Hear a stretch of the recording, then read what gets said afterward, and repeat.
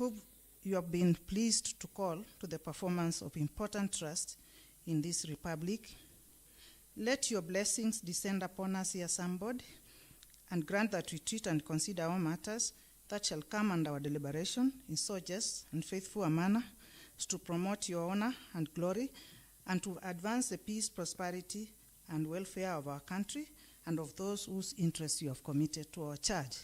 Amen.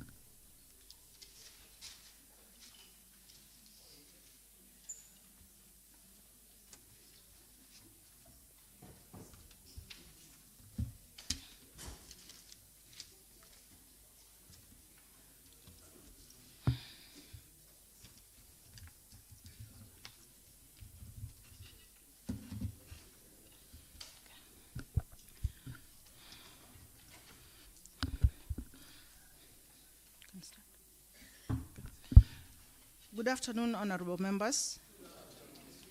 Welcome for this afternoon sitting. Clerk, you can take us through. Order number 1, administration of oath. Next order.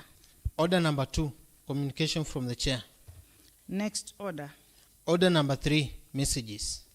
Next order. Order number 4, petitions. Next order. Order number 5, papers. Next order. Order number 6, notices of motion. Next order. Order number 7, statements. Next order. Order number 8, special motion, removal from office of County Executive Committee member for Finance, Economic Planning, Revenue Management, and ICT, Honorable Catherine Mutan Raphael.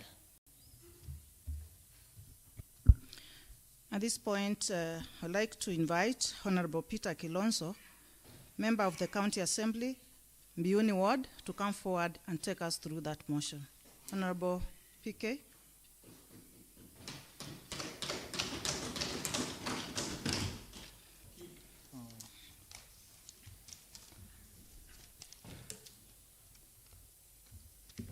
Thank you, Madam Speaker. For clarity, my name is Peter Kilonzo, representing the people of Mbuyuni Kadama Ward. Madam Speaker, on the special motion, removal from office for County Executive Committee member for Finance, Economic Planning, Revenue Management, and ICT, Honorable Catherine Mutanu Raphael.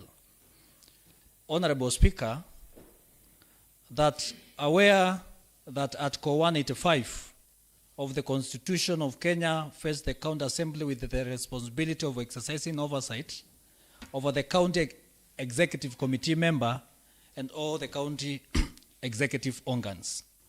Further aware that Article 183 of the Constitution requires County Executive Committee members to implement county legislation and manage county affairs in accordance with the Constitution and the law.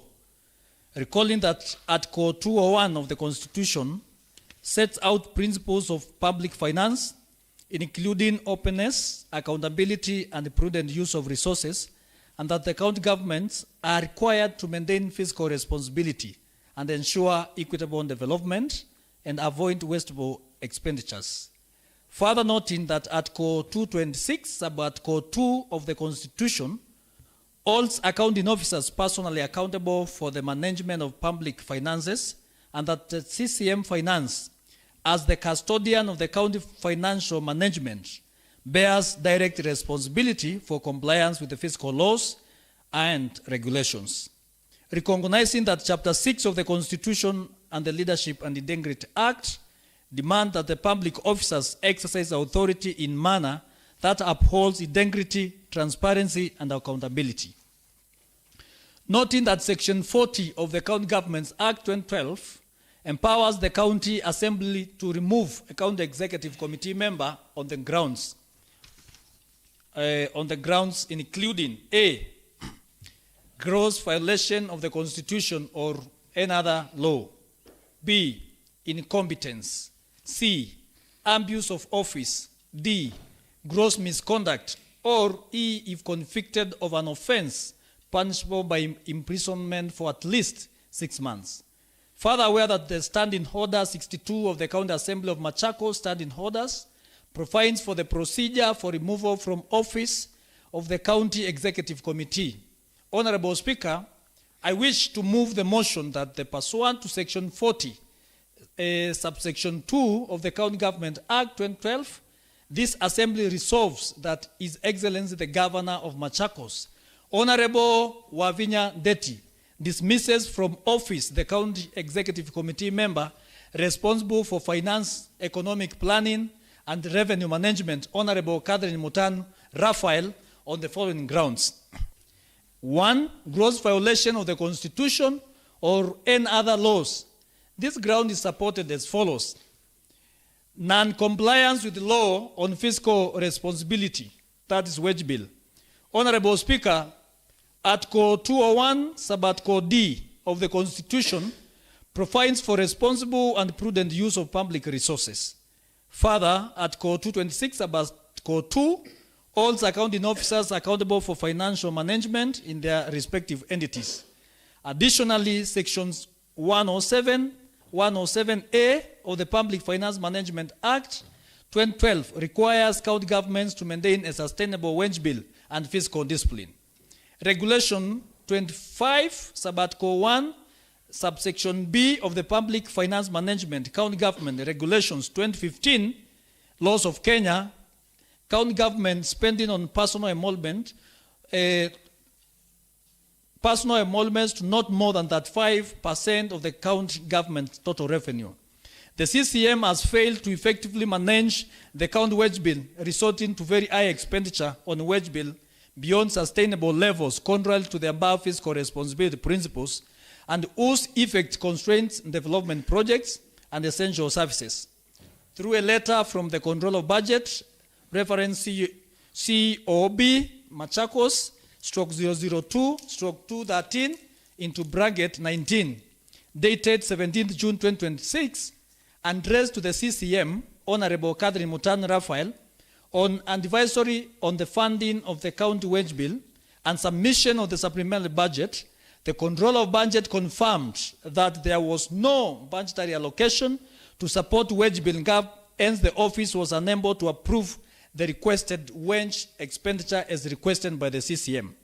Further, making reference to the report of the Auditor General on the financial statements of the County Executive of Machakos for the year ended 30th June 2025, the statement of financial performance reflected employee costs of cash 6.4 billion, which was approximately 60% of the county executive total receipts of 10.8 billion, and which exceeded the set limit of that 5% pursuant to the above regulation.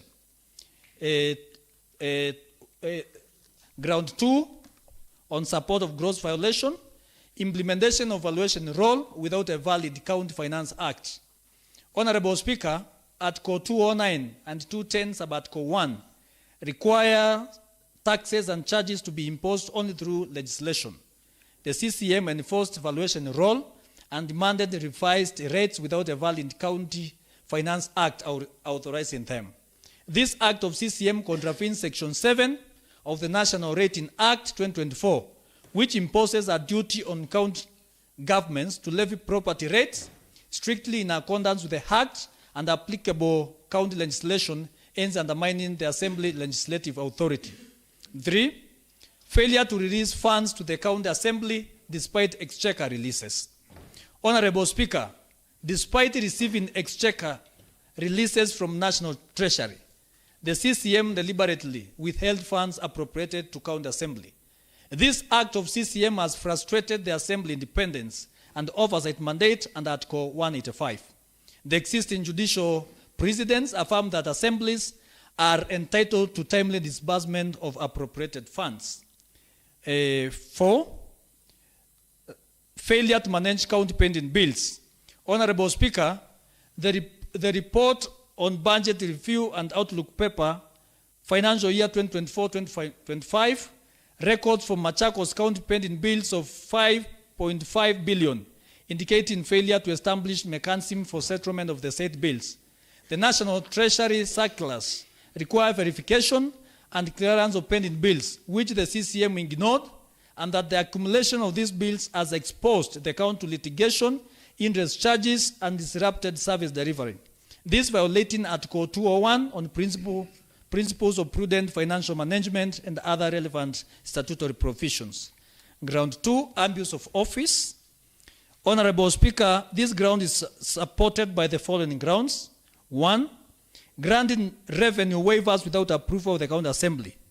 Honorable Speaker, Article 210, Sub-Article 1 of the Constitution prohibits waiver or variation of taxes without legislation. The CCM granted waivers on land rates without County Assembly approval, undermining legislative authority under Article 185. 2, failure without reasonable excuse to attend County Assembly proceedings. Honorable Speaker, a County Assembly pursuant to provisions of Article 185, Sub-Article 3 of the Constitution, oversights county executive. One way through which an assembly executes this mandate is by inviting a member of the county executive committee to appear before any of the committees for purposes of giving evidence or providing information in line with canons of Article 195, Sub-Article 1 of the Constitution of Kenya. A county executive committee member is duty-bound to honor such invitations in furtherance to the provisions of Section 39, Sub-Article 2 of County Government Act 2012, read together with Section 18, Sub-Article 1 of County Assembly's Powers and Privileges Act 2017. The penalties of public officer refusing to appear before a committee for purposes of giving evidence or information are clear in Section 22 of the County Assembly Powers and Privileges Act 2017, which provides that 1, no public officer shall refuse to produce before County Assembly or committee any paper, book, record, or document. 2, any county public officer who contravenes subsection 1 above commits an offense. 3, where a county assembly passes a resolution that a county public officer has contravened subsection 1, the resolution of the county assembly shall constitute a ground for removal from office of the county public officer in accordance with the Constitution or any applicable law. On 10th June 2026, the Honorable Speaker of this County Assembly, on behalf of the Budget and Appropriation Committee, through a letter reference Machakos County Assembly, /PSC, /CMM, /BAP, volume 15, /31, wrote a letter to the said CCM requesting her to submit information in relation to first supplementary budget estimates for financial year 2025-2026 and information which was required to reach the office of the clerk on before 12th June 2026. The CCM did not turn up to this crucial meeting, but instead wrote a response in the email, which according to the committee was not satisfactory but under deliberate ignorance to the invitation. On 7th April 2026, through letter reference Machakos County Assembly, PSC, CCM, FRC, volume 14, 19, the Committee on Finance invited the CCM to a meeting scheduled on 21st April 2026. The CCM did not turn up. Instead, wrote an apology letter, reference Machakos County Government, CCM, Finance, Machakos, A volume /1-3, dated 14th April 2026, requesting for postponement. The committee agreed to the request and through a letter dated 21st April 2026, wrote to the CCM inviting her to a scheduled meeting on 2nd May 2026. However, the CCM did not honor the invitation. Neither did she write a response to the committee. Further, on 8th June 2026, through a letter reference Machakos County Assembly, PCS, CMM, FRC volume 14/28. The same Committee on Finance invited the CCM to a meeting scheduled on 15th June 2026. The CCM in response wrote a letter reference Machakos County Government BD 2025 to 2026 volume 2 into bracket 56 dated 5th June 2026 for postmortem. The committee through a letter reference Machakos County Assembly PCS CMM RRC volume 14/31 dated 22nd June 2026 invited the CCM again to a meeting scheduled on 29th June 2026. However, the CCM did not turn up for the meeting. Ground 3, implementation of valuation role without a valid County Finance Act. Members, as explained above, that is in support of abuse of office. 3, failure to release funds to the County Assembly despite exchequer releases. Honorable members, as explained above, in support of abuse of office. Ground 3, gross misconduct. Failure to manage count pending bills.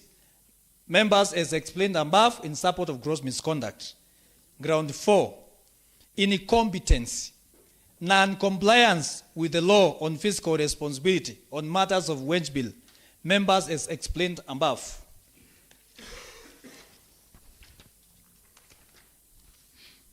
Then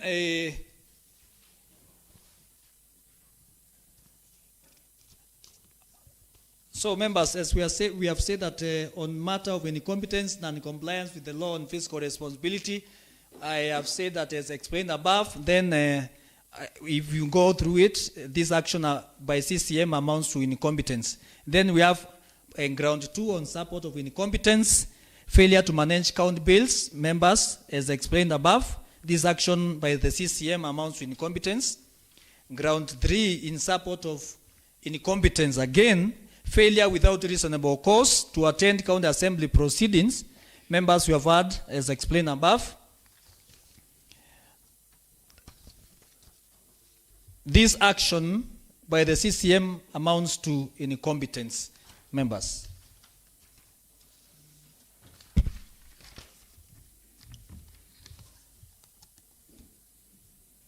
So, Honorable Speaker, at this juncture, I would like to call the seconder of the motion,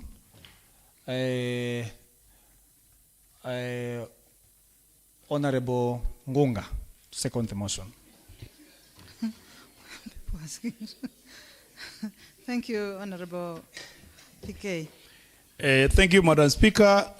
Thank you, Madam Speaker, again, and thank you, Honorable Peter Kilonzo, for entrusting me with the confidence of supporting this motion. Madam Speaker, I stand before the County Assembly of Machakos and the County Government of Machakos and the people of Machakos County to support this motion brought to us by the Honorable Member from Bione, and I want to thank him from the onset for finding it fit to be bold enough to stand before the people that elected him and elected us to collectively to find it fit to start remedying this county. Madam Speaker, the issues that are raised in this motion here are very strong. Some of them do not even need any furtherance. Some of them are as clear as crystal. And Madam Speaker, therefore, I stand to second this motion and ask members of the County Assembly to move together with the mover of this motion so that for the first time we get our county on the right feet. Madam Speaker, any county that is worth its salt must have prudent financial practices. The issues that are raised here, Madam Speaker, are very thorny. Some of them even border on the performance of these same hours that, Madam Speaker, we are standing here. I'm sure the mover fell short of telling the county that for the last 3 months, the CCM, having received remittances from the exchequer, has through impunity sat on those remittances. And as it is now, Madam Speaker, I am sure This house has grounded to out. This house cannot even be able to move. It is evident, even now, Madam Speaker, members here do not have even drinking water.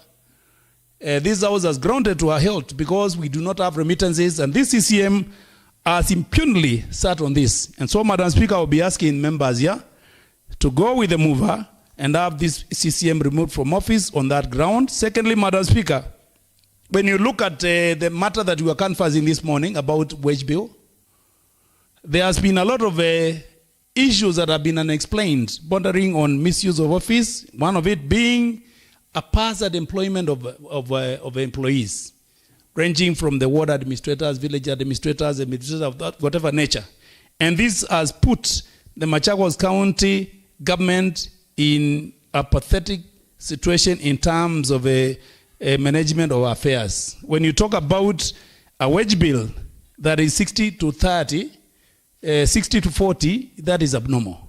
And this is a CCM that impunely has been summoned by the House here to sit to the budget committee to be able to explain some of these things. Here again, they have been summoned to the finance committee and impunely has turned down those invitations. Any member, Madam Speaker, and I repeat, any member that passed through this house and was vetted by this house must be reminded through this motion that they are subject to this house. Any moment that this house issues summons to a member to appear before them, they are subjected to this house, because that is not intimidation, Madam Speaker. That is the work that this house is supposed to be doing. That or making sure that oversight is done. Particularly when you talk about the finance minister, Minister of Finance. This is a person that the government, national government, has entrusted 10 plus billion shillings to handle.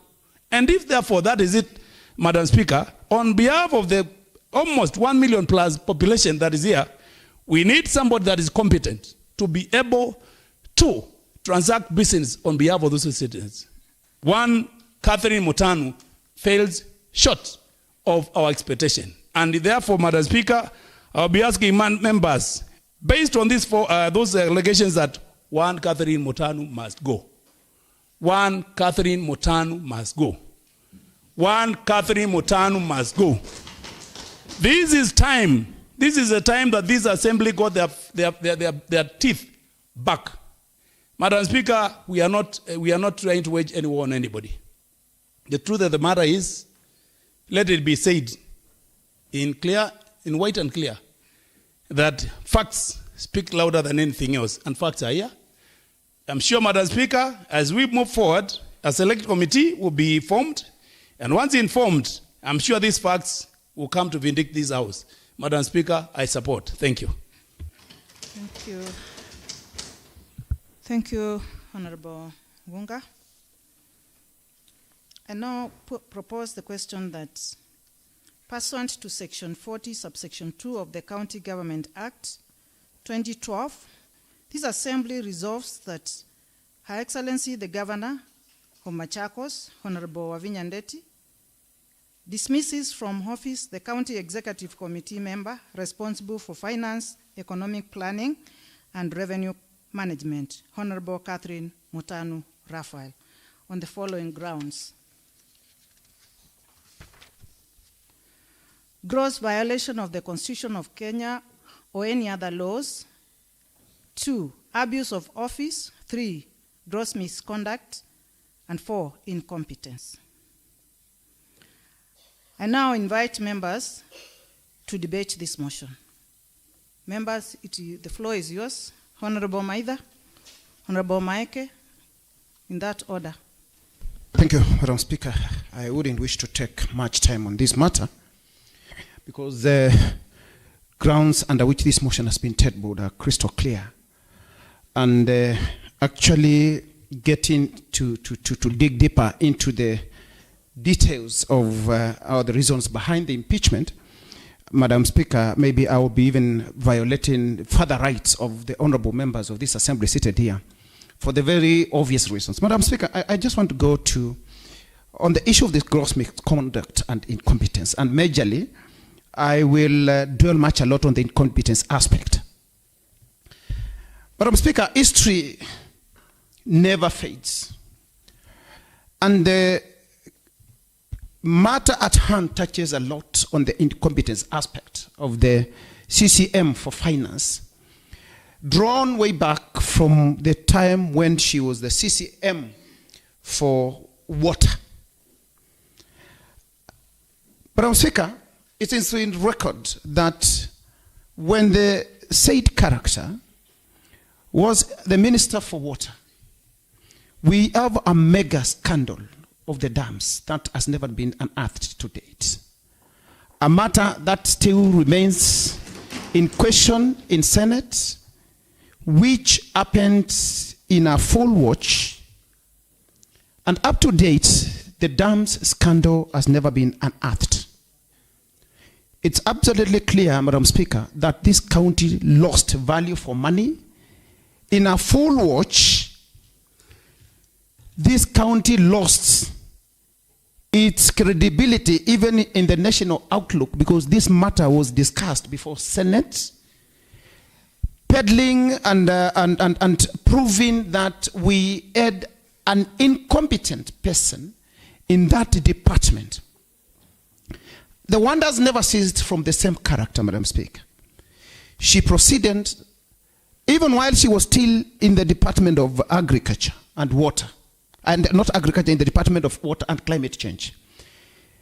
It is only in this assembly that a report was tabled that the department, through our watch, went ahead and planted trees worth 35 million shillings, of which these honorable members discussed and found that the only trees which were visible at the time in terms of distribution were the so-called crotons in Quartz Keldulu.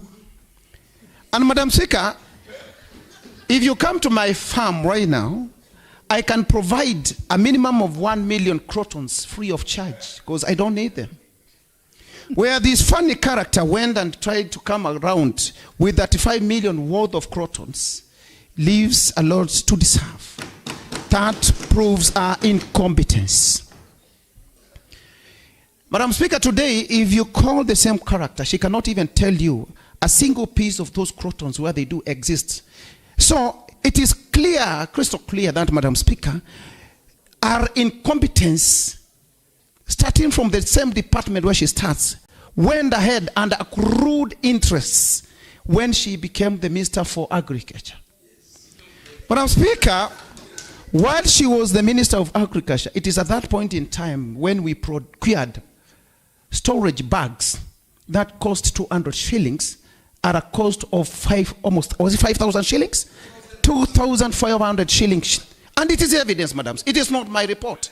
It is a report from the Controller of Budget and the Auditor General, Madam Speaker. That also proves our incompetence. It is the same minister, while she was the Minister for Agriculture, Madam Speaker, that the issue of fertilizer in Machakos County became a thorn in flesh. The issue of seedlings would follow the farmers when they are doing the second period of tilling their land already having planted. That proves our incompetence. And the worst enough, Madam Speaker, is when she has landed in the Ministry of Finance, where she seemed to have had a lot of appetite. Because her predecessor, I can confirm before this assembly, Madam Speaker, they couldn't see an eye with the predecessor who was there.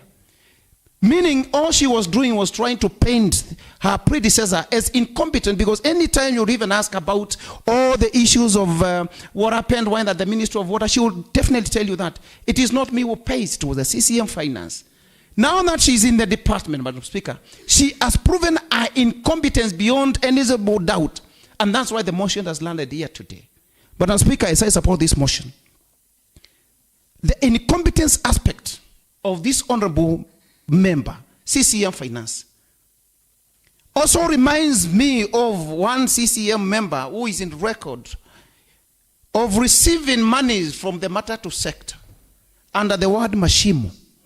And up to date, Madam Speaker, that has never been, that matrix has never been unearthed in this assembly.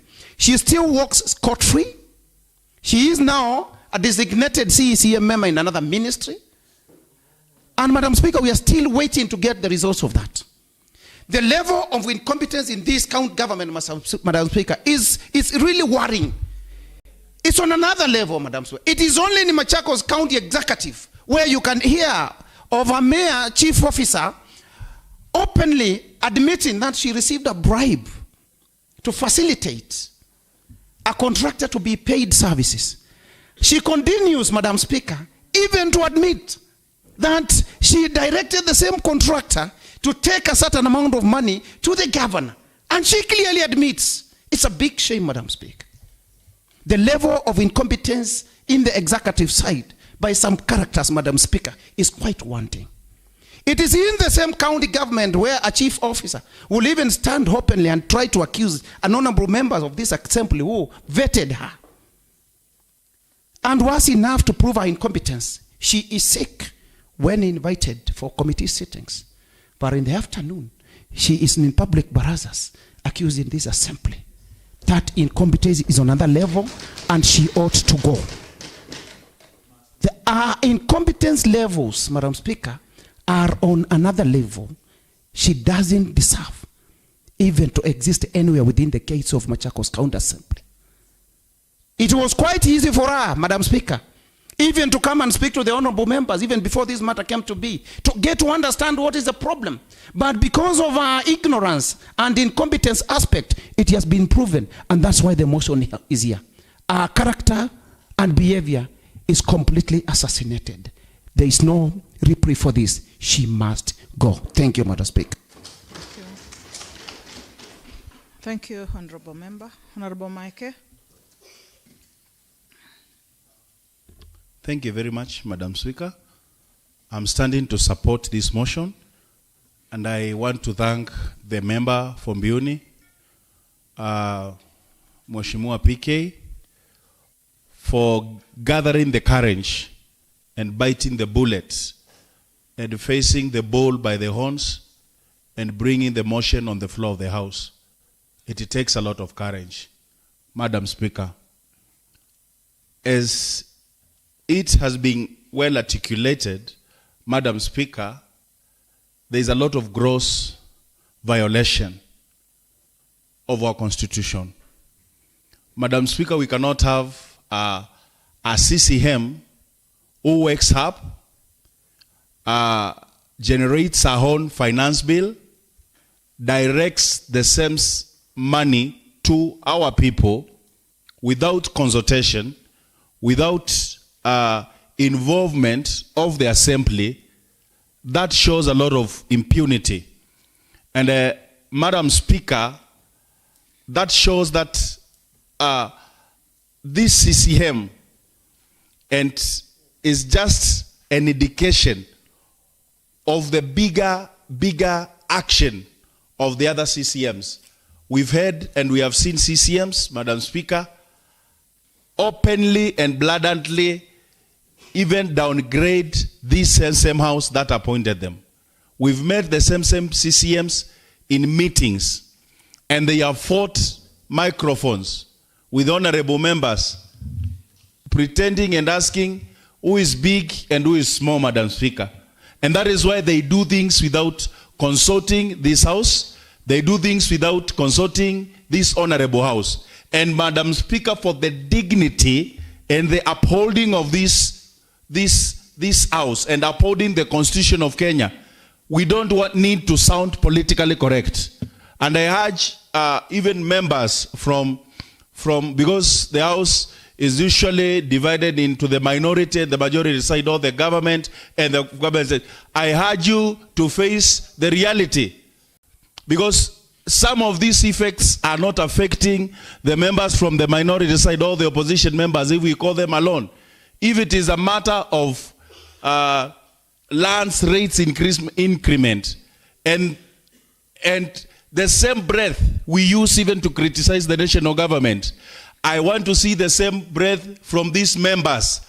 When they are shouting finance bill is bad, they also shout on top of their vehicles that the finance bill from Mutanu on matters of land is also bad. We cannot be honorable members with a lot of hypocrisy. We cannot be honorable members where one thing is right, but when it comes to your home, it is not right. A wrong and a right must be right. Point of order. So, Madam Speaker, I want also to say that Madam Speaker, point of order. Statement of statement of fact. Granted. Thank you. The honorable member is referring to other honorable members as hypocrites. So I wonder whether he has a hypochronometer to measure the level of hypocrisy, because he cannot continue referring to some members here as hypocrites. We are all honorable members. Sure. And in any case, if he wants to bring a substantive motion about my hypocriteness, he is free to do so, Madam Speaker. Yeah, sure. Honorable member, you do not have that equipment. Thank you. Yes. To measure that hypocrisy. So. Thank you. Thank you, Madam Speaker. Withdraw the statement. Yes, I withdraw the statement. Yeah. And I want to say, hypocrite is a verb referring to a person. Hypocrisy is nature. I've not said that members are hypocrites, but I've said it's hypocritical. Withdraw the statement. The statement stands also withdrawn. Thank you, Madam Speaker. Thank you, Madam Speaker. So, as I was saying earlier, as I conclude, Madam Speaker, it is high time that this House, in the morning, a member said that probably the House has appeared to have no teeth. It's appeared to have no power. But this House is more powerful. And Madam Speaker, for one Honorable Mutanu, even to fail to do her basic duties of appending signature for the payment of members, the same members who have sat in the House, have employed her. It is even abuse of office, Madam Speaker. And I want to say that even as the committee is being set up, as the committee comes to place, I know, Madam Speaker, precedents may set itself. But my prayer, as Honorable Member Mheshimiwa from Mudhwani has put it, if you listen to what some of the things that have happened under Mheshimiwa Mutanu, if Kenya EACC was working, some people will not even be around, Madam Speaker. And our prayer Point of information, Honorable Speaker. Our prayer is one. I don't want to be informed. Point of information, Honorable Speaker. And I say no to diversory tactics Point of from information. people who don't want to see the progress of this information. county. Granted. Thank you, Madam Speaker. I just want to inform the Honorable Member and the House. The subject matter here is one CCM. And there is no need of bringing in other bodies like the one he has talked about into this forum, or we start discussing about other CCMs who are not in this motion. Honorable Speaker, there is a saying in English which says, a water thrower in a river should not insult crocodile. I've witnessed now, a few minutes ago, Honorable Maeke is trying now to insult crocodile by name EACC. Okay. Kindly take note. The point is taken. Honorable Maeke, stop dragging in other bodies. Thank you. Who cannot even come here. They cannot even. Thank you, Madam Speaker. I stand guided. Proceed. Madam Speaker, I suspect these members are under very strict instruction to ensure that I don't put my points forward. But no, it is very clear, Madam Speaker. I'm here to regulate. Thank you. Yes, Madam Speaker, I am clear and I support that motion together with all my body parts and everything and all my heart that Mutanu must go.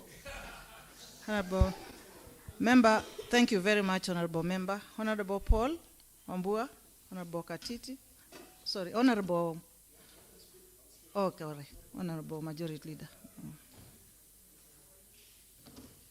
Thank you very much, Madam Speaker.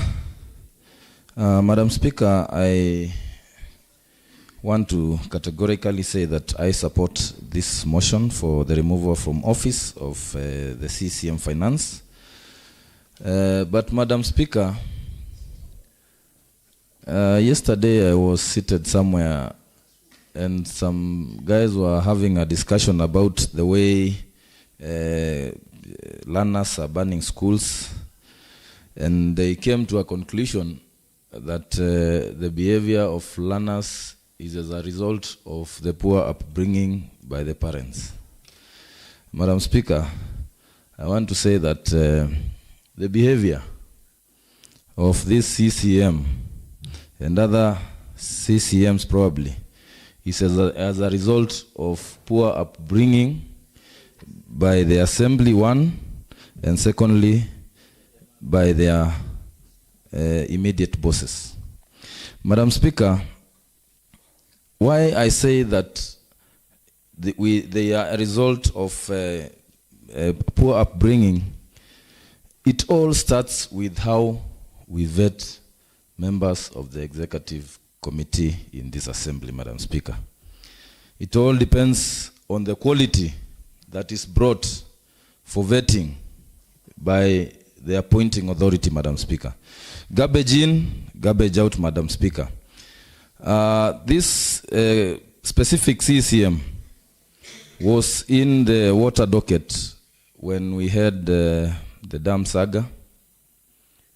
I remember after the dam saga, she went to agriculture, and in agriculture, we had the famous, I quote, Mendalali, fingerlings, which were being put in our dams, even without prior consultation with the members of the society, and without quantifying how much of those fingerlings were going to each dam, Madam Speaker. We don't know how much we lost on that, but my investigations say it's in the regions of 30 million, Madam Speaker. Madam Speaker, if you look at what the department is doing, there is probable cause to say that there has been a lot of diversion of funds approved by COB to other unbudgeted or unapproved items. Madam Speaker, I have in a case in point of a contractor whose payment was approved by COB but was never paid, Madam Speaker. We have weak controls, Madam Speaker, resulting in procuring without the necessary funding. And that's why we are having a lot of pending bills, Madam Speaker. Whenever these people go out there to talk to to our communities, they say that we found big pending bills, we found a huge this and this, but we have accumulated in these 4 years more than 3 times what the previous government accumulated in 10 years, Madam Speaker. Let us not hide under the water. Let us not hide behind the grass and think that we are hiding. Madam Speaker, we have and we will never get meaningful development in this county, Madam Speaker. And I dare say that if our wage bill continues to grow, Madam Speaker. Today, some say it's at 68, others say it's at 58. It depends on what base you use, what denominator you use. Because if you use a bigger denominator, then it comes down. If you use a smaller denominator, then it goes up. But the truth is, we are doing very poorly on the side of managing our wage bill. And the effect of poor management of the wage bill is lack of classes for our ECD, is lack of money for TVCs, is lack of money for medicine, is lack of money for our ECD teachers, is lack of water and good roads, Madam Speaker. Because most of the money will be spent on recurrent expenditures rather than tangible developments that the people of this county can touch and see. And that's why we are having very many problems when people go on development tours, because what can be seen are things that have existed long before they came to this county, Madam Speaker. We have seen the employment of village administrators while there were others who were in place. We have seen the employment of ward administrators while there were others in place. We have seen the employment of sub-county administrators, Madam Speaker, while there were others in place. And as I said earlier this morning, sub-county administrators are like the DCC, Deputy County Commissioners. Have you ever seen, members and Madam Speaker, a Deputy County Commissioner, a DC, that is employed on contract? Have you ever seen, members and Madam Speaker, an ACC, the equivalent of the former DO, employed on contract, Madam Speaker? These people, as I said earlier, are the carriers of the institutional memory. So that when the next governor comes, they will find people who have been in the system who know what has been happening. If today, for instance, and God forbid, the governor does not come back in 2027, does it mean that the next governor will also employ ward admin, sub-county admin, village admins? What will we be doing as a county, Madam Speaker? I just want to be a good boy. I just want to be a good boy for today. Madam Speaker, we have had complaints from employees of this county. They have been going to Mombasa in different cohorts. The lowest paid employee is supposed to earn a DSA of 6,500 per day. But Madam Speaker, they are paid 3,000 per day. Where does the rest of the money go? 3,500 for over now close to 2,000 employees. Where does that money go? To whose pockets does that money go? Because we have to speak up for the sake of our employees, Madam Speaker. Madam Speaker, I support this motion. If we were to speak, we would speak until cows come home. But the truth of the matter is, even these friends of mine here, who come from the government side, look at me very well in the eyes. I know mumefinywa, you cannot speak, but we'll speak for you, my friends. Because we'll speak for you. But I'll call you cowards, because you know what is ailing this county. You know what is the problem in this county. But you remain. Point of order, Madam Speaker. Sit down, Chair. Yes. Madam Speaker. Madam Speaker. Madam Speaker. Sit down, Chair. Madam Speaker. Address this house through me. All right. Yeah. Madam Speaker, point of order. Madam Speaker. Madam Speaker, point of order. Madam Speaker. Again, I want, through your intentions, I want the honorable member to substantiate the extent of my cowardice or cowardice.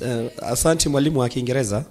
I want, in a scale of 1 being the lowest and 10 being the highest, I would wish to be told my level of cowardice. Otherwise, we don't have cowards in this house. We have honorable members.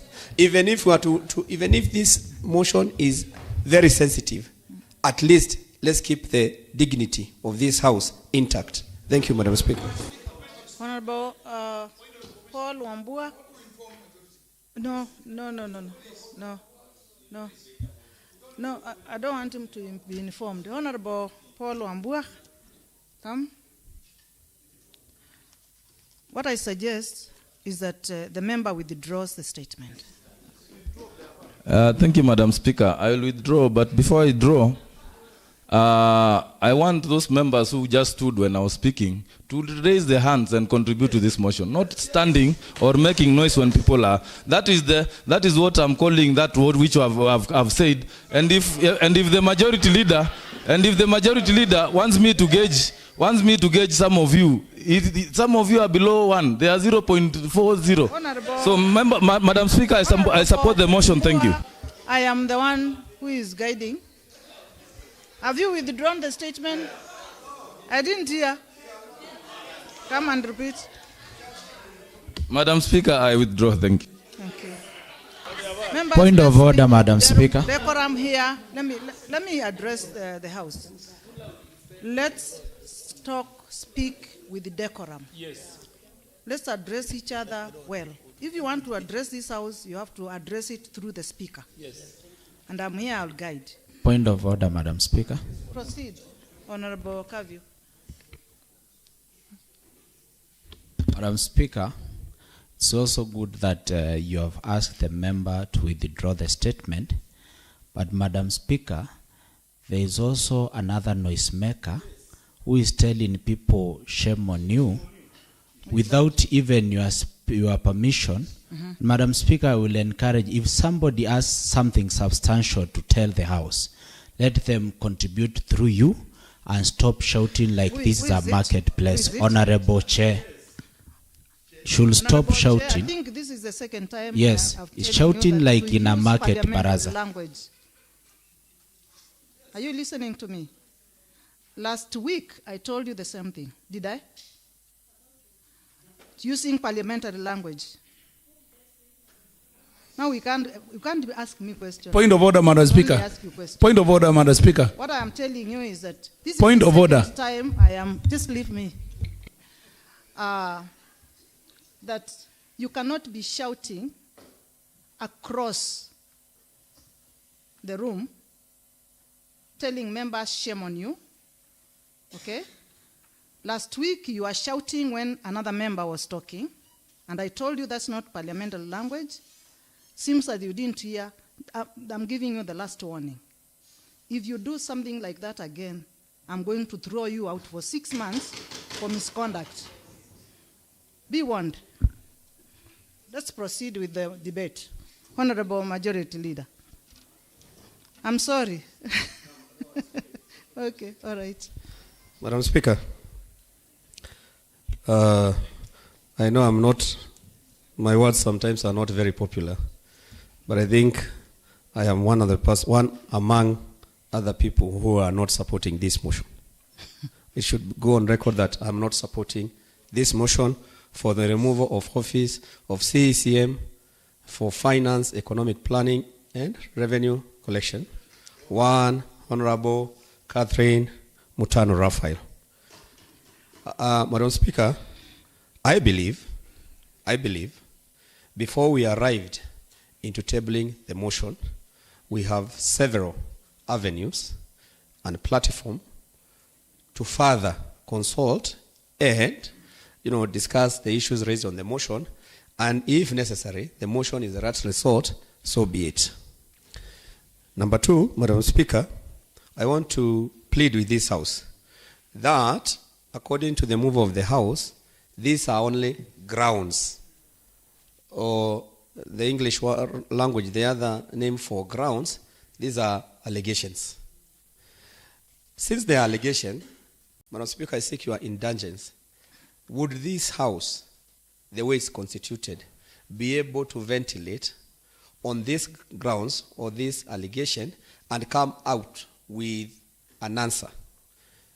In my opinion, parliamentary processes are well clear, and I'm praying that we let the process run its course, and when the report lands in this House, we'll be able to contribute with, the committee. If that is the direction you will give, Madam Speaker, the committee is going to bring, the select or ad hoc committee is going to bring the report here.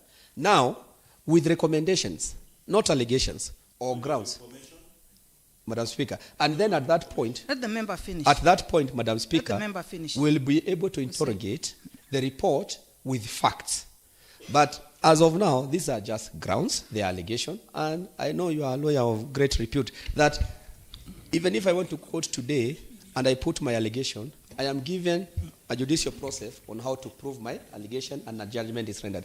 So I seek your indulgence that we don't debate the motion as if it is going to be concluded today, that we move with the parliamentary process and allow for the committee to sit and eventually bring the report here for either, it is going either for, the report is going to be approved or disapproved, and then a decision will be made. Sure. Thank you, Madam Speaker. Actually, the procedure is that we ventilate, we form a committee of 5 members, which will go and sit down and give the member, the accused, a hearing. And then the report comes back here. So there is no harm with members ventilating. I'm just saying, Yes. even as we ventilate, Yes. we be brief so that we don't spend the whole time here. See. Point of order, Madam Speaker. Point of order. Point of order. Which order? Point of order. Which order? Point of Which order. order? Number. I will tell you. Which Madam order? Speaker, Point of information. I think, Madam Speaker. Point of information, Madam Speaker. Madam Speaker, I think Which order? it is in order. No, which order? For the leader of majority. Point of information. Order. 2 members are on the floor. I have been allowed. No, Madam Speaker, have you allowed him? Yes. I've been allowed. Thank you, Madam Speaker. I am saying, Madam Speaker, I'm just saying Yeah, it is proceed. disorderly for the leader of majority Yep. to give himself responsibility that he doesn't have, that of timekeeping. The House is not short of time, and the members are not short of material to debate, Madam Speaker, and the motion is actually before the House properly.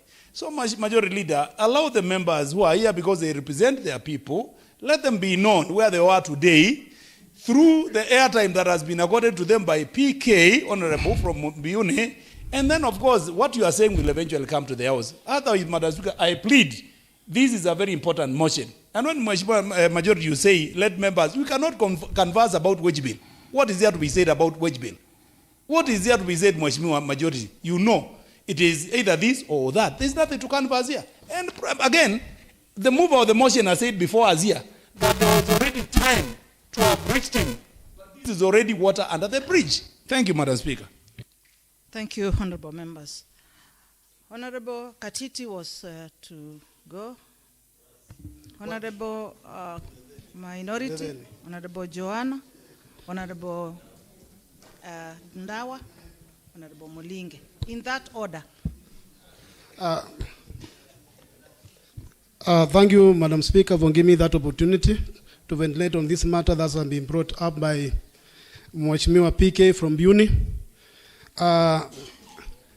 It should go on record I was the second person to sign this motion so that I can support it because I happen to be a member of the Finance Committee. And those allegations are true. We have been calling and inviting one Catherine Mutan-Raval to that committee almost 3-4 times, and she has not honored our invitation as a committee. It is not wrong to ask questions.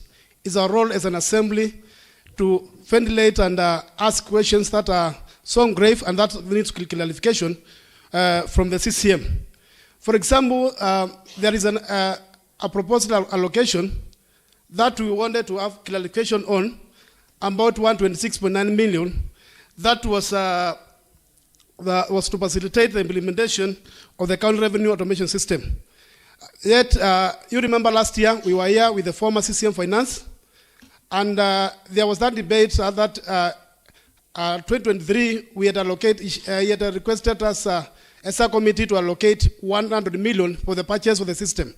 Yet here, they are saying for the maintenance, they want 126.9 million to maintain the same system so that it can be effective and efficient in its operation. So those are some of the questions that we are asking. It is not wrong to ask these questions because they go around to all the way to our electorates who elected us because our monies are to be spent wisely and in the right way. The other thing is about the wage bill. Yes, last week we were here, and there was a report that from the county budget review outlook paper that it talks about the wage bill, the absorption rate of 32% in the development fund. Yet we must ask this question so that we must get clarification because we need developments in our wards, we need this, we need hospitals, we need better roads, we need everything that should be done by the county government. Yet when absorption rates comes at that 2%, then it seems that there's nothing that we are doing as an assembly and as a county. The other thing is about our salaries. Yes, the majority leader has said it's an allegation. It is not an allegation. it's true that all the members in this assembly and all the staff, no money that has come to us for the last 3 months. In April, May, and June, nobody has received any money in terms of salary or allowance from the executive. Yet the checkers has been released for April, for May, and for June. So it is not an allegation, it's a fact that we have never received those monies and our allowances. So in those allegations, then I want to say I support the motion, and before I sit down, there is something that I want to say to the majority leader, the definition of a coward. A coward is defined as also the hero, because he is the one who's left behind. When the hero who fights in the war dies, then he's the one who's left to eat the fruits of liberation.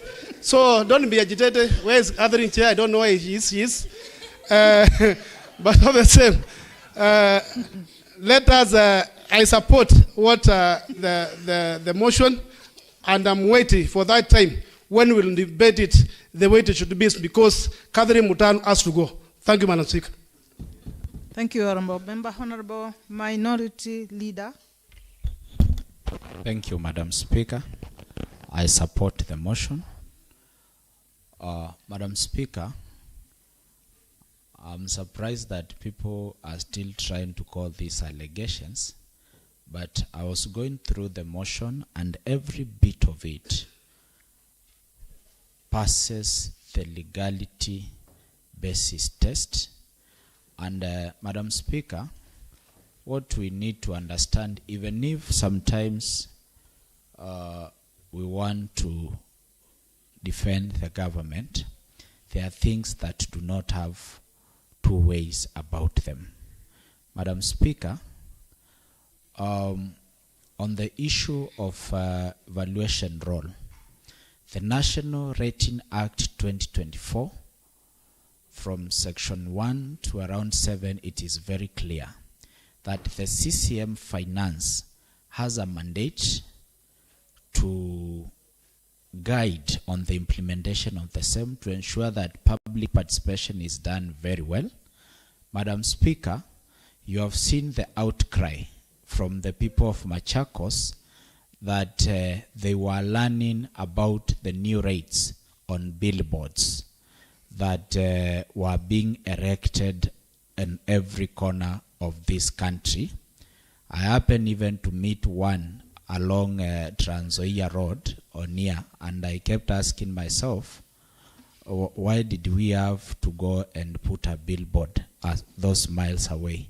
So, Madam Speaker, the other responsibility the National Rating Act bestowed on the CCM Finance is for them to determine a struck rate that is supposed to be used to rate the properties and values within Machakos County, and after making that determination, there is a legal requirement for the CCM to bring the proposal to the floor of this House, either for adoption or for the House to refuse.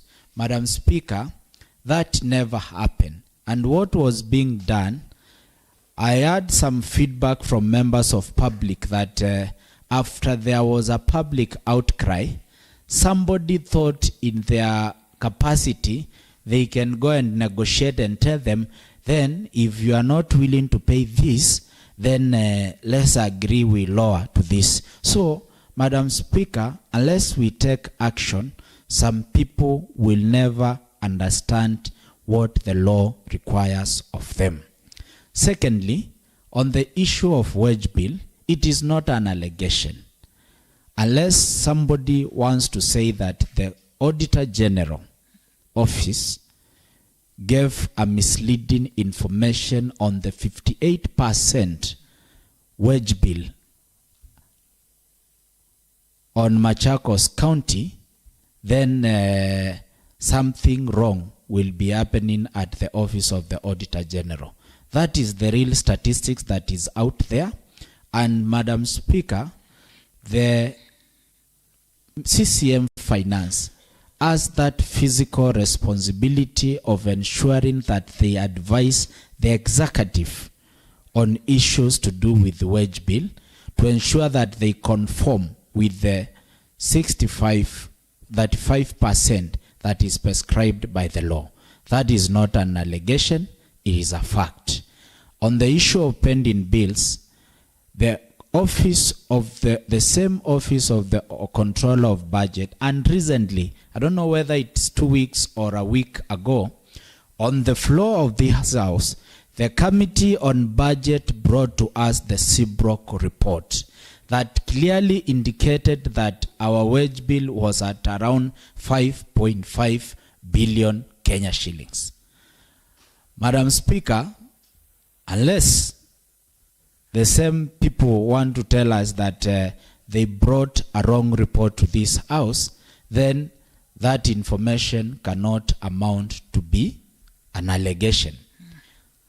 On the issue of delayed release of funds appropriated to this assembly, Madam Speaker, that alone, leave alone even the other things, amounts to gross misconduct and violation of the Constitution, because as the CCM Finance, she has the legal requirement to ensure that the county assembly funds are released on timely basis as appropriated by the Office of the Control of Budget. So, Madam Speaker, for somebody to sit on them, indirectly what they are doing, they are trying to obstruct oversight.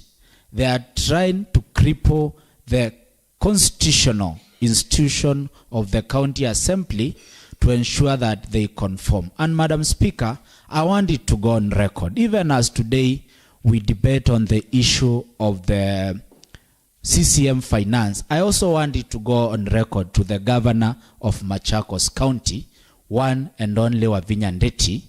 We want to tell you that this house is not going to be amstreated by your tricks to conform to your illegal dealings. And Madam Speaker, there have been several responses where she has indicated unless the Speaker of this honorable houses makes phone calls to her, she's not going to release the funds. I want it also to go on record to Her Excellency that we are not going to beg for what is legally appropriated to this house, and unless she proves to us that she made calls to the President of the Republic of Kenya for them to release the exchequer from the National Treasury, then we will agree that you call her. But if the Treasury is performing their constitutional mandate of receiving, then because maybe the people she has been interacting have not been telling her the truth of the fact, Governor Wavinya, is that you are not going to receive any begging call from this end of this assembly. This is an independent house, guided and formed on the basis of Article 185 and 183 of the Constitution. So it is not a favor that you are doing to facilitate. And now I pray to God that the Senate fast-tracked the aspect of financial autonomy so that we can save counties from thuggery and even conmanship and conman womanship that has been happening, where you find just because somebody wants the county assemblies to sing to their tones, to their tune, the only thing that they can do is to refuse to release funds meant for an independent oversight. So, Madam Speaker, we are saying the independence of this assembly, this doctrine of separation of powers must be respected. And somebody once said, a wolf in the forest dies standing, but a dog in the city eats a meat while lying down. We are not going to lie down as an assembly, and Madam Speaker, to others who have a similar behavior, and especially the CCM for lands, transport. I think he holds several ministries. I saw him trying to discredit this assembly, but I want, as I sit down, to refer him to the book of Acts, chapter number 5, from verse 7 to around 9, and tell the Honorable Waziri Nathaniel Nganga, the footsteps that you are seeing belongs to the CCM for finance, who is being dealt with. Chumachako Kimotoni. This assembly must be respected. Thank you, Madam Speaker. Thank you, Honorable Member. Honorable Johanna.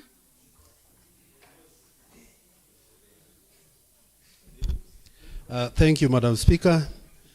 I stand to support this motion. Madam Speaker, this House approved the CCM finance.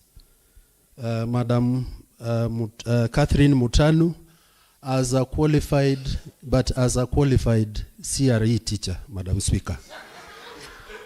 Madam Speaker, when I was in college, there is a unit we used to call quantitative methods, which was being done by all the students across the disciplines. And Madam Speaker, it was a real challenge, especially to the CRE teachers or CRE students. So, Madam Speaker, the incompetence we are witnessing in the county is very natural, and we can understand. And that is why this House is really pleading to relieve our CRE teacher all the burden she's putting on everybody. Madam Speaker, Catherine Mutanu, our CCM Finance Alliance, our CRE teacher, may not really understand what we used to call proportion, direct proportion, to differentiate between direct proportion and inverse proportion. Madam Speaker, it can only be understood by somebody who has some mathematics or background, that you cannot say we are growing revenue collection when development is diminishing. That is inverse proportion. When one quantity is increasing and the other one is decreasing, it is only a mathematics-oriented person who can be able to understand and advise the governor, but not a CRE teacher, Madam Speaker. Madam Speaker, we have seen one of the allegations is the growth of pending bills. Again, on the same spirit, in direct proportion, that is when one quantity is increasing and causing the other quantity to increase also. We cannot have, again, on-source revenue increasing and the pending bills on the other side also increasing, and our CRE teacher is unable to advise. Madam Speaker, I have seen also the element of incompetence. Madam Speaker, we cannot have a CCM who is approving and paying a ward administrator in the age of 75 years, and the same CCM cannot see that this person does not even qualify to be paid or to be employed. The same CCM is approving a payroll to pay people whose qualification is even grade standard 8. And they are the ones serving our people. When we have like the Mount Kenya University students who are here and our youth who really can qualify to work in such offices, yet we are saying we are here discussing and wishing that the county is going really to progress. I am pleading that Her Excellency Governor Wavinya Ndeti, please That is why we are having our CRA teachers getting admitted in the hospitals because the mathematics is becoming too much. So please relieve our CECM, relieve our CRA teacher, relieve Madam Mutanu of the finance duties because she cannot manage and she doesn't qualify to serve in that docket. Thank you, Madam Speaker. Thank you very much, Honorable Member. Honorable Ndawa.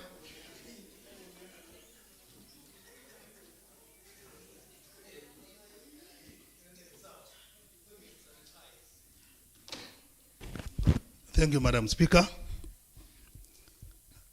My name is Judas Bilindawa, representing the great people of Matu. Honorable Speaker, I'm not going to say whether I support or I oppose, because this is a process which has begun. And there will be time when the proposed annual committee will table a report here. And that time, members will have an opportunity to say whether they agree or they disagree. Coming to the matter before the House, Honorable Speaker, I want to say that the county government of Machakos consists of two arms, the county assembly and the county executive. And I remember when I was in school, my chemistry teacher, Mheshimiwa Jonas, left here, and he was quoting something that he ran, although that he was taught by a teacher.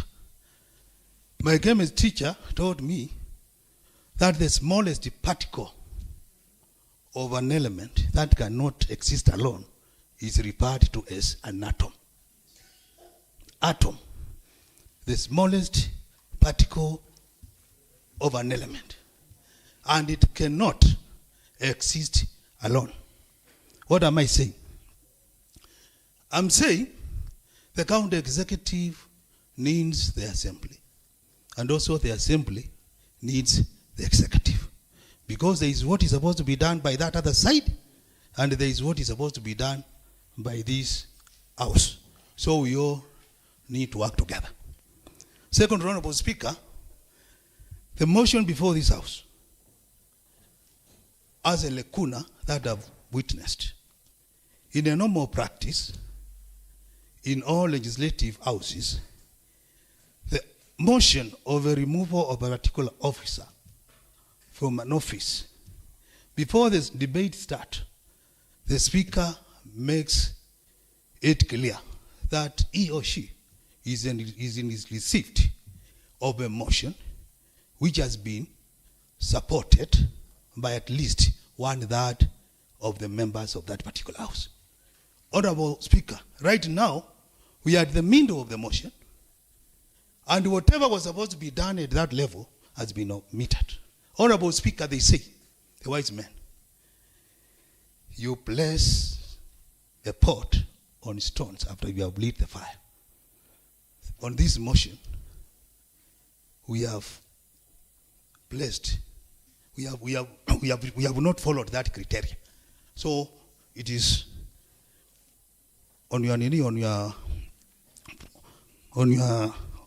it is within your mandate now to tell us whether the motion has met that requirement of being supported by 1/3 of members.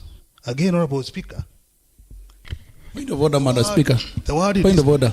Allow me to finish. Point of order, Madam Speaker. Proceed. Madam Speaker, I stand. Madam Speaker, I don't know whether Honorable Mbili was here in the morning. And if he was, then I think he would be aware that that has already been done. Number two, when Honorable Mbili from Matu says that he's neither supporting nor supporting nor opposing, then I do not imagine whether he's going to have airtime, because then your contribution might not be valuable to what is on the table here. I would have imagined then if, for example, you have no statement to say here, you'd wait until that particular time comes. But of course, I realize that Mheshimiwa Billy, I would want you to give you some assignment. When you go home, go and read the word ambivalent. When, Mheshimiwa, you are faced with that kind of a situation, when you are ambivalent, you do not know why you are standing here or there, then it becomes this kind of challenge. And that's why I have realized, Mheshimiwa, You have a big challenge because words are not flowing, Mheshimiwa. Mheshimiwa Mbili, you are not normal now. It is not you that we are used to. We are not used to speaking like this. You must be having a challenge that the word that I refer to you, Mheshimiwa Kavi has referred us to an Acts of Apostles. I'm referring to the dictionary. Read the word ambivalent. It will help you. Proceed. Thank you, Honorable Speaker. Allow me to finish. I'm almost concluding.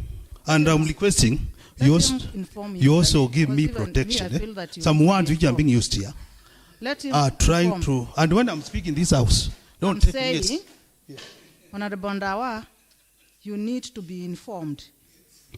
You see, Madam Speaker, sometimes it becomes very difficult to inform that one who seems to be informed. And I recently got a very awkward query from somebody who was asking me, if you have appointed a team of advisors, but you are the main advisor, who advises you? I want to draw the honorable member, the de facto minority leader, about the procedure for removal of a member of the county executive committee member. It is very well prescribed in our standing order. Standing order number 62, Madam Speaker, gives a full prescription of how the CCM can be removed from power. Madam Speaker, it is clearly outlined. I don't even need to read. So let the honorable member consult standing order number 62. It is very clear. There is nowhere it tells the speaker to say that she has received, she has done what and what. As far as the speaker is in receipt through the, in fact, it's not even the speaker who receives this motion. It is the office of the clerk. And if the office of the clerk is satisfied that that motion meets the threshold it is required, or the minimum thresholds, it is taken to the speaker.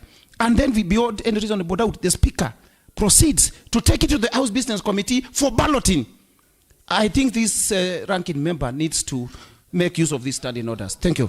Honorable member. Honorable member. Honorable... Honorable Speaker, well guided. Let me also say something. You know, every time you stand there, you always talk as if I do not know what I am doing. Yeah, those are normally your sentiments all the time. Even today you are insinuating I don't know what I am doing. I am the speaker. Yes, and I have all the discretion. Oh, yes. So concentrate on the matter. Don't concentrate on the procedure. I know, I am a lawyer, I know the procedure. Thank you, and well guided, Honorable Speaker. I don't need any other information. Let me give my views. Let the member proceed. Honorable Speaker, yes. But you spoke, the other one person spoke, we never interrupted. Let him just say. Madam Speaker, on statement of fact, Madam Speaker, the session today and the matter before this House is a matter of public interest, and what Honorable Ndawa has done is misleading the House and also the members of public. Madam Speaker, I make a prayer that he withdraws the statement because he is trying to impute improper motives to the House and also to the members of public to create a perspective that we are doing an illegal thing and we don't understand what we are doing.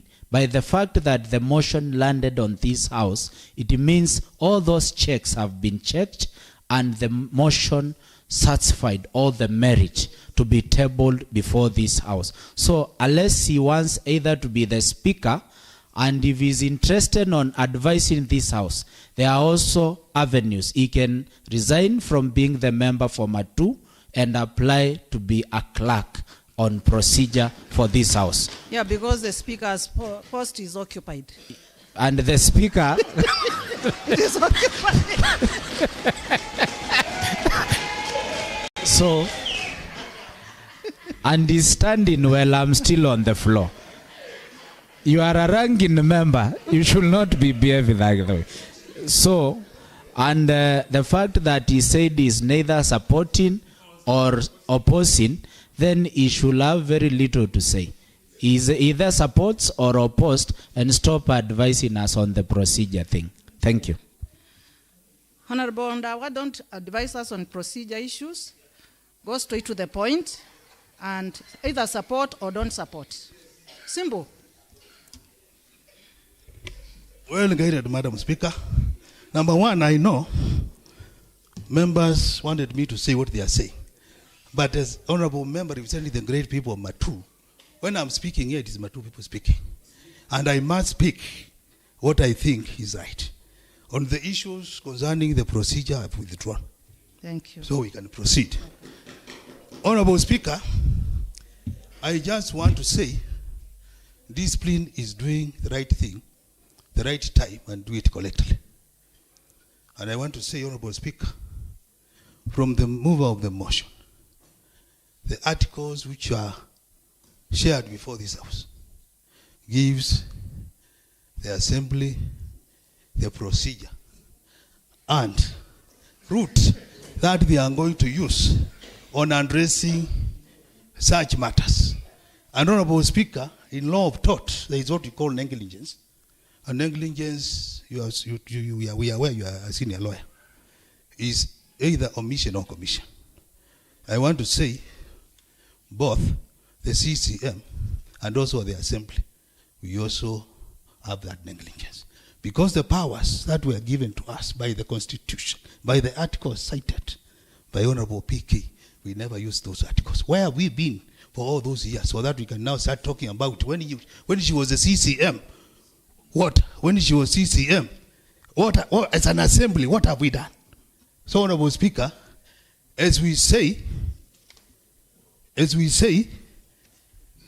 is a problem there. I want to say there is also another problem here. And we are not angels. We are not angels. Point of information, Madam Speaker. Allow me to finish. Point of information. Information, Madam Speaker. Just want to inform me. Let him finish. Okay. But I would have benefited from this. No. Yes. I don't want. It's important. I don't want. It's not important. You are the minority leader at that time. So I'm saying this, Honorable Speaker. I'm saying this. When there is an issue, there is the issue of inviting a CCM or another department. From there, the standing orders give us the second option. Is a reminder.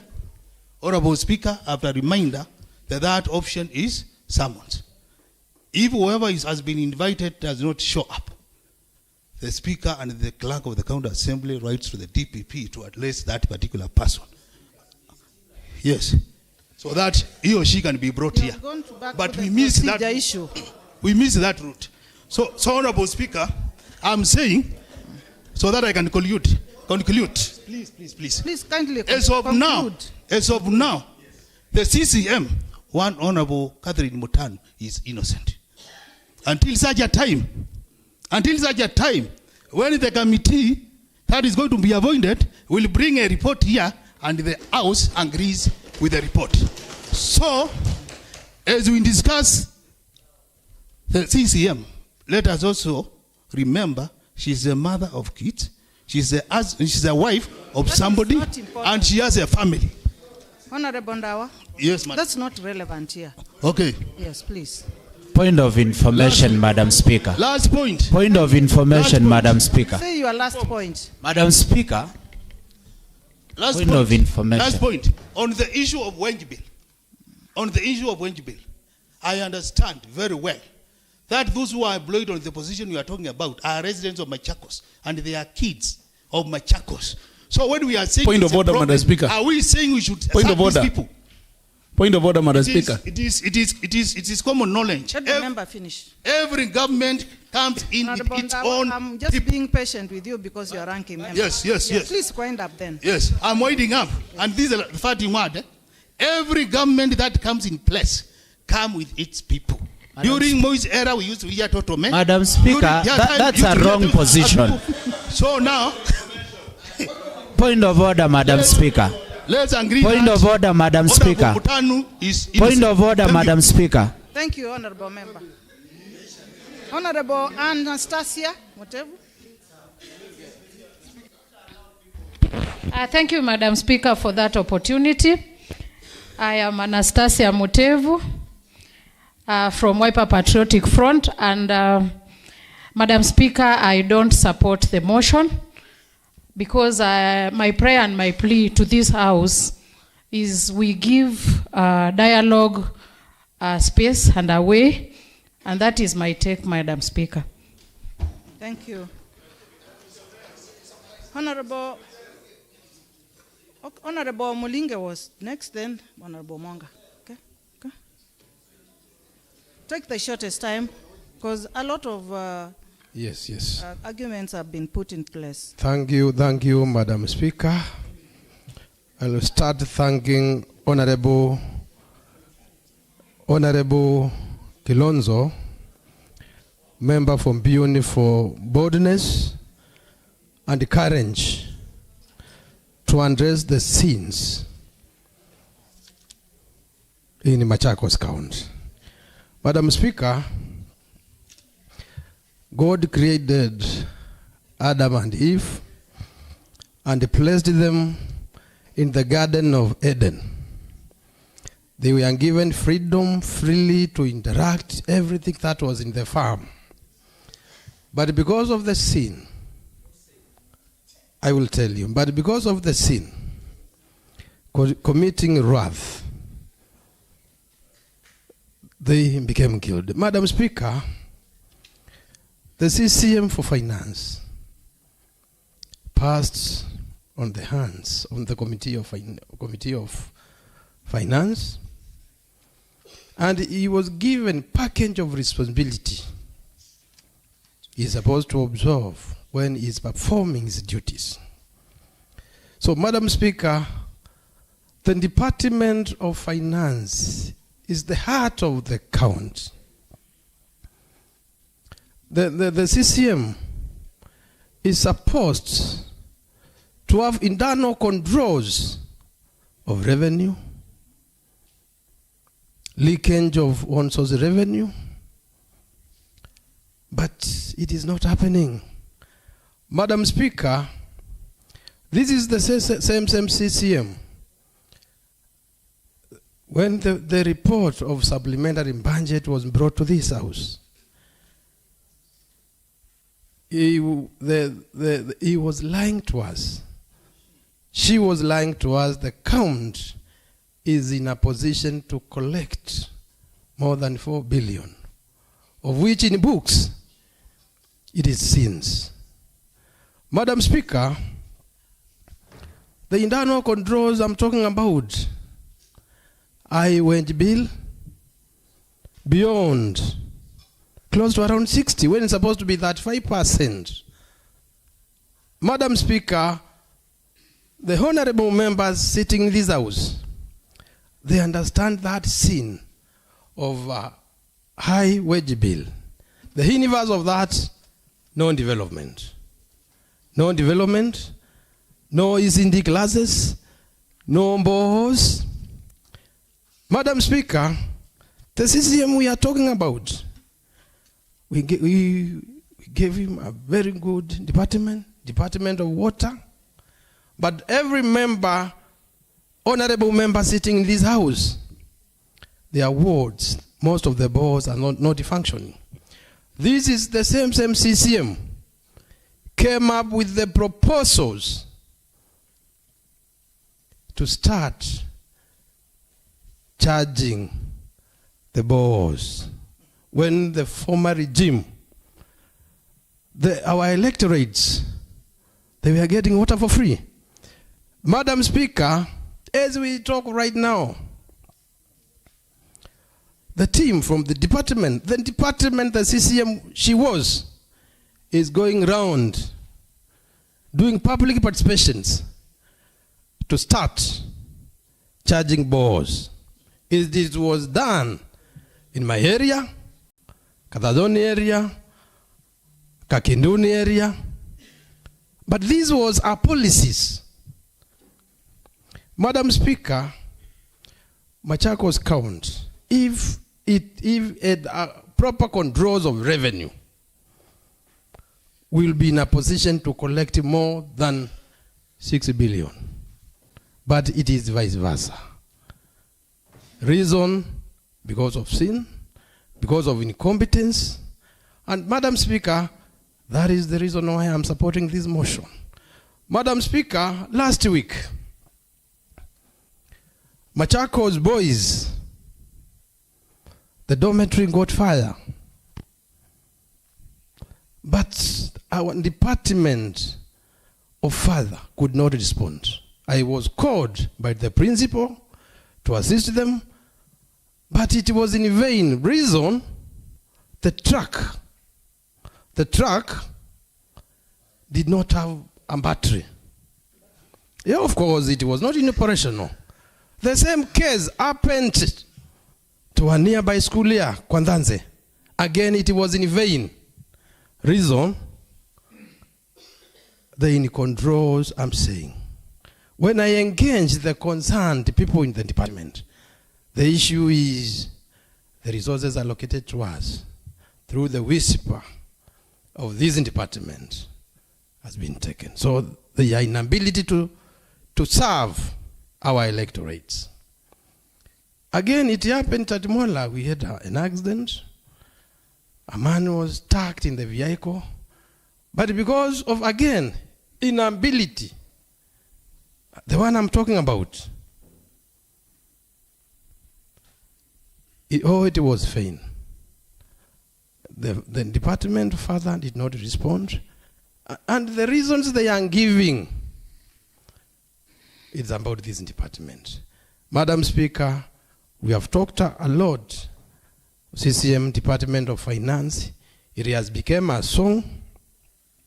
But because she's a fearless CCM, now she has came to assembly to support the law of oversight. Failing, Madam Speaker, to linguish what is supposed to be for assembly.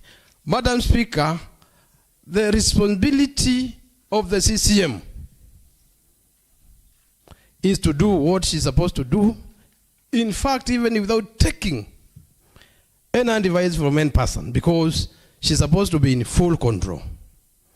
Madam Speaker, because of that, I support this motion. And it is my prayer to other honorable members, including my neighbor, Mheshimiwa Ngondi Mutui. We need to sanctify these sins. Thank you, Madam Speaker. Thank you. Thank you, honorable member. Madam Speaker. Madam Speaker. You have been mentioned. No. You want to respond? You have been mentioned. Yes, I am asking, why am I being mentioned? I'm not the subject of this motion. Why am I being mentioned? You are a neighbor. You are a neighbor. Oh, he's He said you are a good neighbor. I'm addressing the speaker. I'm addressing the... Can you address the speaker? Yeah, what he said, Madam Speaker, that you are a good neighbor. But for all intent and purposes, my name is not Ngondi. It is Wangondi. Okay. It's Wangondi. Honorable Mulinge, it is not Ngondi, but Honorable Nicholas Nzioka. Withdraw Ngondi.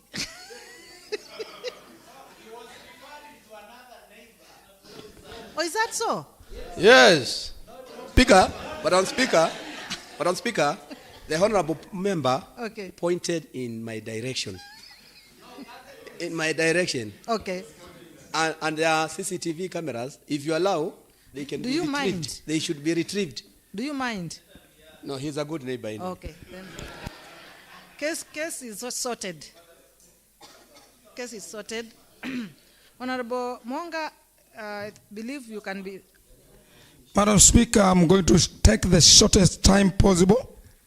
And I want to start by saying, I'm Joshua Keilu Mwanga, the true representative of the people and the residents of Masinga Central Ward. Madam Speaker, I was born and brought up in a Christian family. And when my time from baptism came, I was given the name Joshua. And when you read the Bible, Joshua was commanded by God when Moses died to be strong and courageous. And Madam Speaker, when the member for Kibaoni said that we have cowards in this house, I think he should have just said we have people who avoid responsibility, who run away from danger. That is what he should have said. And Madam Speaker, I have said I want to summarize. For this county to have financial prudence, Mutanu must go. Madam Speaker, for the county ambulances to stop stalling on the road for lack of fuel, Mutanu must go. Madam Speaker, for this house to conduct their business as per the Constitution, Mutanu must go. And Madam Speaker, I have heard some members here say that we should dialogue. How do you dialogue with a thief? And I've not said she is a thief. But I'm just telling the member who said that we should dialogue that you cannot dialogue with a thief. Madam Speaker, for the good people of Machakos and this assembly to know who is the owner of the revenue software, Mutanu must go. Madam Speaker, this is an issue which has been raised by the Finance Committee severally, although I don't sit there, but they have raised it on the floor of this house. And Madam Speaker, to date, and we are in the 4th year, we don't know who is the owner of the revenue software. So, for the members to know who she is or who he is, Mutanu must go. And finally, for Her Excellency to know the people, he should be appointing to some documents. Not again to appoint a CRI teacher to manage financial department. Mutanu must go. Thank you, Madam Speaker. Thank you, Honorable Member. Honorable Felix Ngoi. Be brief. Thank you, Madam Speaker. I'll be very brief. My name is Felix Ngoi, the member for Katangi Ward. Madam Speaker, I want to appreciate the legislative role that has been mandated by the Constitution of this country to the county assemblies. And I want to appreciate and believe that is what we are doing today. However, we must be reminded that the same Constitution has formed the county governments, and it is clear that the county governments are manned in two parts. We have the executive part that is headed by the county governor, and we have the county assembly that is headed by the county assembly speaker. And it is normal practice, or the best practice, that those two arms of government, the executive and the assembly, work in collaboration. I wish to correct the statements by the minority leader that there should never be consultations between these two arms of government. I want to believe, so that the county government can run, there must be that collaboration between the executive and the county assembly. Let me finish. I'll be very brief. I'm actually finishing. He has mentioned my name. I'm actually finishing. Adversely. I want to give some clarity. Okay, proceed. One, Madam Speaker, I'm not opposed to the collaboration between the two arms of government in Machakos. Madam Speaker, the member should be informed that I said the narrative that the governor has been putting, that for her to release our funds, the Speaker of the Assembly must call her. That spirit of begging is what we are refusing in the name of Jesus. So our funds must be released unconditional. That is what we are saying.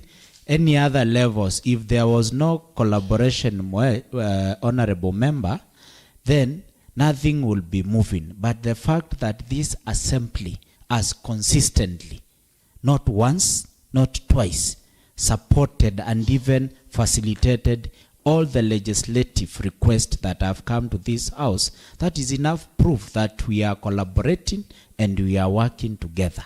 But the narrative or the perception that the governor has, that it's like she's doing a favor to this house by releasing what is legally allocated to this house to function, then she's misguided, she's misinformed, and I reiterate, nobody is going to call to beg her. Those who on the government side can go and beg, but we are not going to lie low so that she can release what is ours. So, Honorable Felix Ngui, it's not that the member does not want collaboration. It's the begging part of it that he doesn't want. All right. Madam Speaker, that is well noted. Yes. Was only try to stress a point that that collaboration is very important for the county government to deliver. Equally for the executive to deliver and for the county assembly to deliver, because we are literally one thing. So, Madam Speaker, allegations have been made concerning the CCM, but it must be stated also, some of the allegations, like the issue of wage bill, is an historical problem that we have here at Machakos County, because I was here as a member of County Assembly in the first assembly, 2013-2017. And remember, these are matters that are within the Auditor General's report. They are not allegations. They are facts. Exactly, Madam Speaker. What I'm saying, this is an historical problem that is here in Machakos County government. Because I was here in the first assembly, and I know my colleagues like Johanna and the others who are here in the second assembly. And that matter is an historical problem that will need the collaboration I'm talking about, some discussions between the executive and the assembly to see a way out on this matter. However, I am a member of the Good Catholic Faith, and I'm a chairman or I'm a director of CMA, and a patron of Katangi Chua Parish. So I'll leave you with these quotes of the Bible that you read, Romans 12:18 and Matthew chapter 5:23-24. Thank you. What do they say?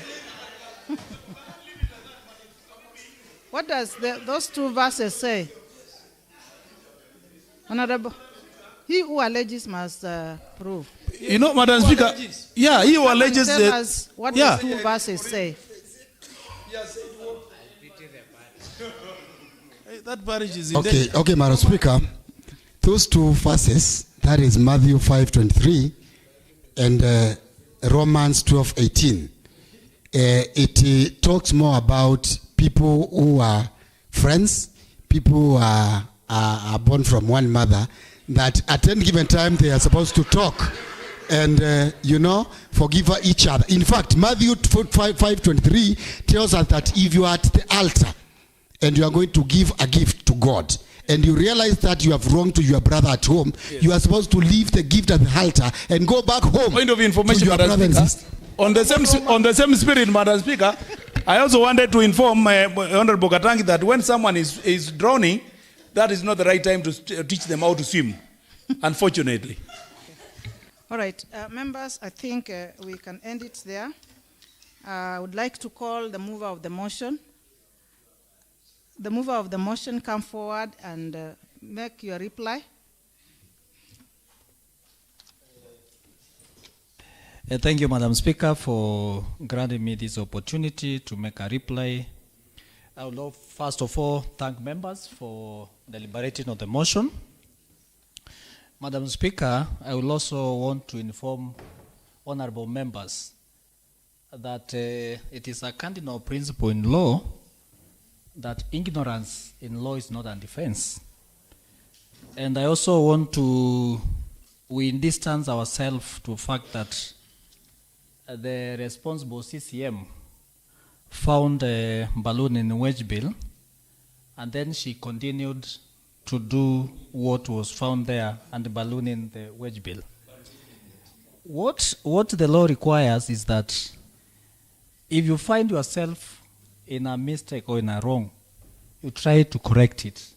By fact that the wage bill surpasses the legal requirement that 5%, it is either it surpasses or it does not surpass. And in our case, our wage bill surpasses.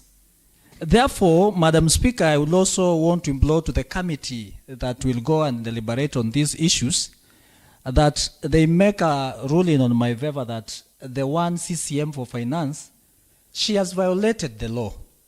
Madam Speaker, on the 4th schedule of the Constitution of Kenya, whereby the law stipulates the oath of office, Madam Speaker, and I read it that it says, I do swear or solemnly affirm that I will be faithful, is Mutan faithful, and I bear true allegiance to the Republic of Kenya, that I will obey, respect, and uphold and maintain the Constitution of Kenya and other laws of the Republic, and that I will faithfully and conscientiously perform the functions of member of County Executive Committee member as required. So help me God. Madam Speaker, that prayer was not just prayed for just as a normal talk. She has violated the law, and she has no another recourse other than going home. We loved Motan so much. Madam Speaker, I want to distance with the legal standing that the Assembly should never beg, that the Assembly should never have this connotation of consultation. Madam Speaker, we have already judicial precedents. And for those who are confused, I can refer you to several cases of law. That a Speaker, Nakuru County Assembly, and 46 others, versus Commission of Revenue Allocation and 4 others, 2015, the High Court established that budget and the appropriation process are legally binding and independent. On the matters of Mutan failure to approve monies meant for this assembly, on the grounds that she's the one who controls, yet we have the release of exchequers, she is in violation of the law, because we are not supposed to go and beg Mutan to release the funds for the assembly. The court established itself in that case that the appropriation process, what is appropriation process? The money we are requesting from the executive, they are not the one who gave us. We are the one who appropriated here, and we meant that act. And therefore that act is legally and is binding to them. Madam Speaker, the County Assembly of Machakos versus the Governor of Machakos, Machakos County, 2018-2019.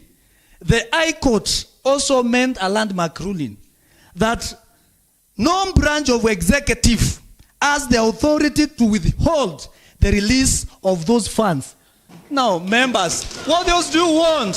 What other persuasion do you need? What other persuasion do you need? If the court has pronounced itself that there's no another branch of the executive can hold money meant for the assembly, the court is pronouncing. And then somebody here is saying that we take someone to court, we need dialogue, we need this one. What else do we need? 2015 case, Speaker Nakuru County Assembly and 46 others versus Commission on Revenue Allocation and 4 others, County Assembly of Machakos versus the Governor then, Machakos County, 2018. The courts are pronouncing, they are asking yourself, you members, don't you know that we have the quotient judicial authority, and the jurisdiction we have in this assembly surpasses what the executive they are saying. In fact, the other time I told you members, this monster we have been feeding this monster by the name CCM Finance. I sit in the appointment committee. The name of the CCM was brought to the appointment committee. As the appointment committee, we sat down And we brought report to this assembly that this assembly resolves and approves the appointment committee on the report of CCM Mutano. And then today, you are here begging, asking, do we have powers? Can we do this? We can. We have all what it takes, members. We have all what it takes. Members, failure to manage county pending bills. Someone was alluding that we found a perennial problem. The only perennial problem we have is the sin that was on the heading. That the first parents committed. Even today we get saved again. We get born again, we get born again. All the others, they are artificial creation. That is what we cannot undo unless you are born again.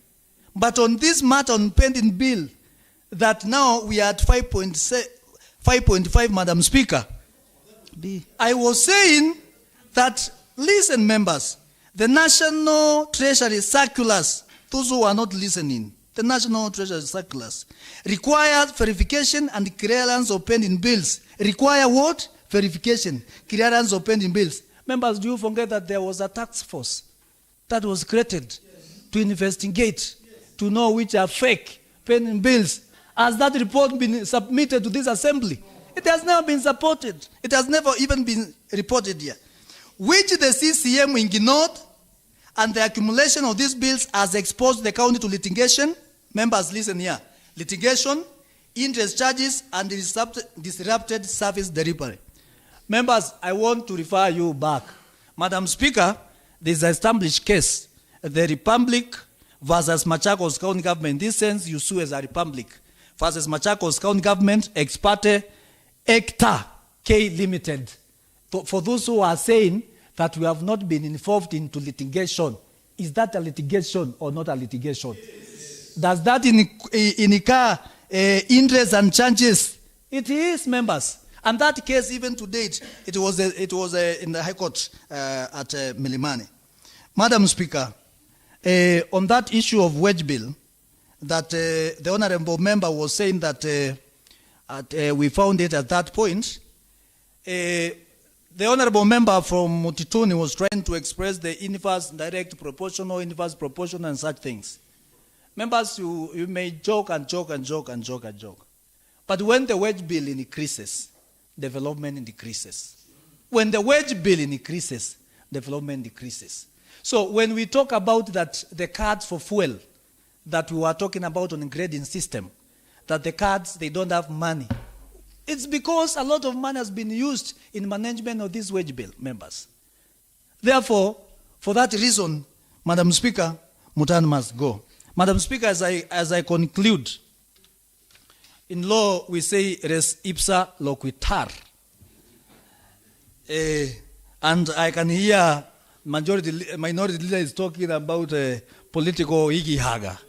Madam Speaker, on matters of res ipsa loquitur, as I implore the committee, the select committee that will go and sit, I'm trying to say that the fact speaks for themselves. These grounds which we have alluded here, nobody is victimizing the one Catherine Mutano.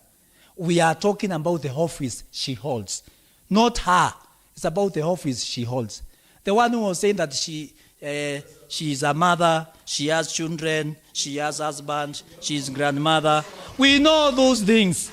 And all of us here, how does she feel when she has not paid us for 3 months? Don't we have children? Some of us here are grandmothers. Some of us here are grandfathers. Others are new fathers. Others are taking care. Others, they have parental responsibility elsewhere. Others, they have children maintenance elsewhere. How do you want them to be maintained, you people? And those things. So, Madam Speaker, when someone is saying that, Auntie, do you know that she is a mother, she is a grandmother, she is what it is? How can you love? The Bible says you cannot love someone more than how you love yourself. You start loving yourself, then so that now you may love others more. So do you mean that you can die for people with Jesus who died for our sins? We cannot die. The assembly cannot die for Mutano. Mutano will die for this assembly for not performing the things. We cannot. Yes, Mheshimiwa Karo. Then, Madam Speaker, as I also implore the committee, Madam Speaker, which we are going to put through in place, the one Mutanu is very known well of twisting, of playing tactic that I am sick, I cannot be seen, I am invisible, these things. That one Kabi was saying, we call in law, krinkam krankam. Then he's playing twist. He's playing twist. She's around, she's not around. Madam Speaker, that by itself awards to Mutan to have what we call the missio ex officio. The missio ex officio is removal from office. Therefore, Madam Speaker, with those few remarks, I wish to implore the members that Mutan must go, and may God bless this assembly. Thank you so much.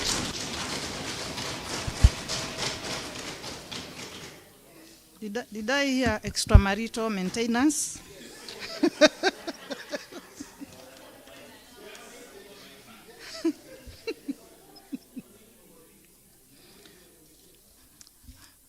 Honorable members. Honorable members, before I put the question, I would like to confirm to this House, for avoidance of doubts, that this motion is supported by a third of the members. And I'll take you through the names of the members.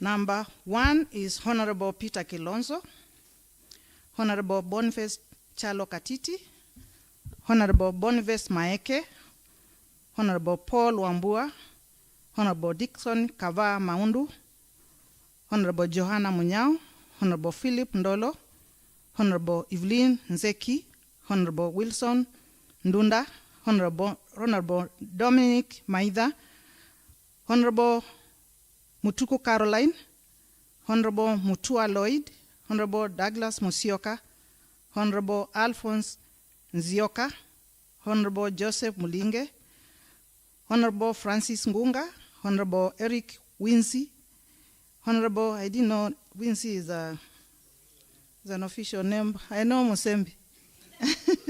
Okay.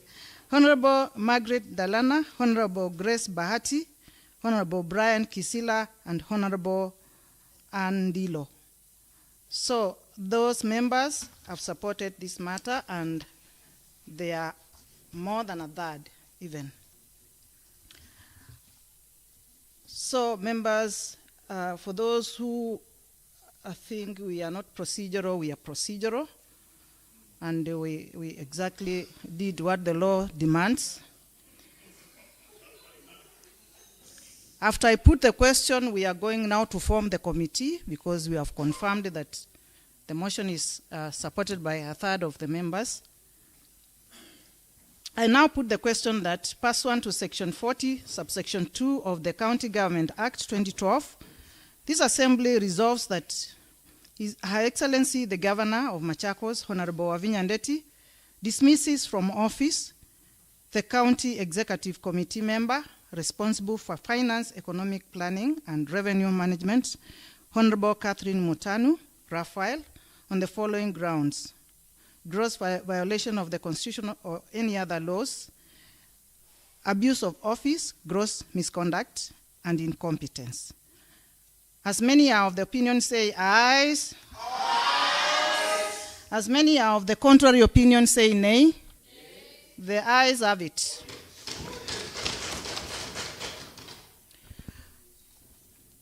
The next thing under section understanding order number 62, suborder 8, is to form that committee. And in consultation with the assembly parties, the following members were nominated to sit in that committee. 1, Honorable Philip Ndolo, appointed by UDA.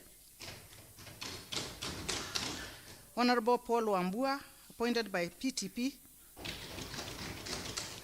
Honorable Nicholas Nzioka, appointed by Wiper Patriotic Front. Honorable Stephen Mwandi, appointed by Wiper Patriotic Front, and Honorable Francis Ngunga, appointed by Maendeleo Chap. The law says that that committee will sit and bring a report to this house. I want to read section suborder 8 of Order 62 that says that the selection committee appointed under paragraph 8 shall within 10 days report to the assembly whether the allegations against the member of the county executive committee are substantiated. Of course, this will happen within those 10 days. The clerk shall immediately in writing inform the affected member of the county executive committee the resolution of the house today. So the county executive committee member has the right to appear before the said committee during its investigations. If the select committee reports that it finds the allegations A, unsubstantiated, no further proceedings shall be taken. B, if the said committee finds the allegations substantiated, the assembly shall vote on whether to approve the resolution requiring the county executive member to be dismissed. After that resolution has been passed, the speaker shall promptly deliver the resolution to the governor. And the governor shall, and the word is mandatory, shall dismiss the county executive committee member. It's not may. So, thank you, members. I think we end it there. No, we have one more motion to go. Next order. Order number 9. Motion, adjournment of the House. May I invite Honorable Nicholas Sioka to come forward and take us through that motion.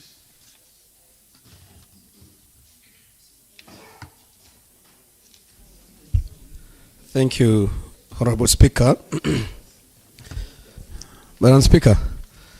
Yes. Honorable Speaker, I wish to move the motion that, pursuant to Standing Order 24, this Assembly resolves to adjourn its sittings of 1st and 7th July 2026 to allow consideration of the budget estimates for the financial year 26-27 and resume its plenary sitting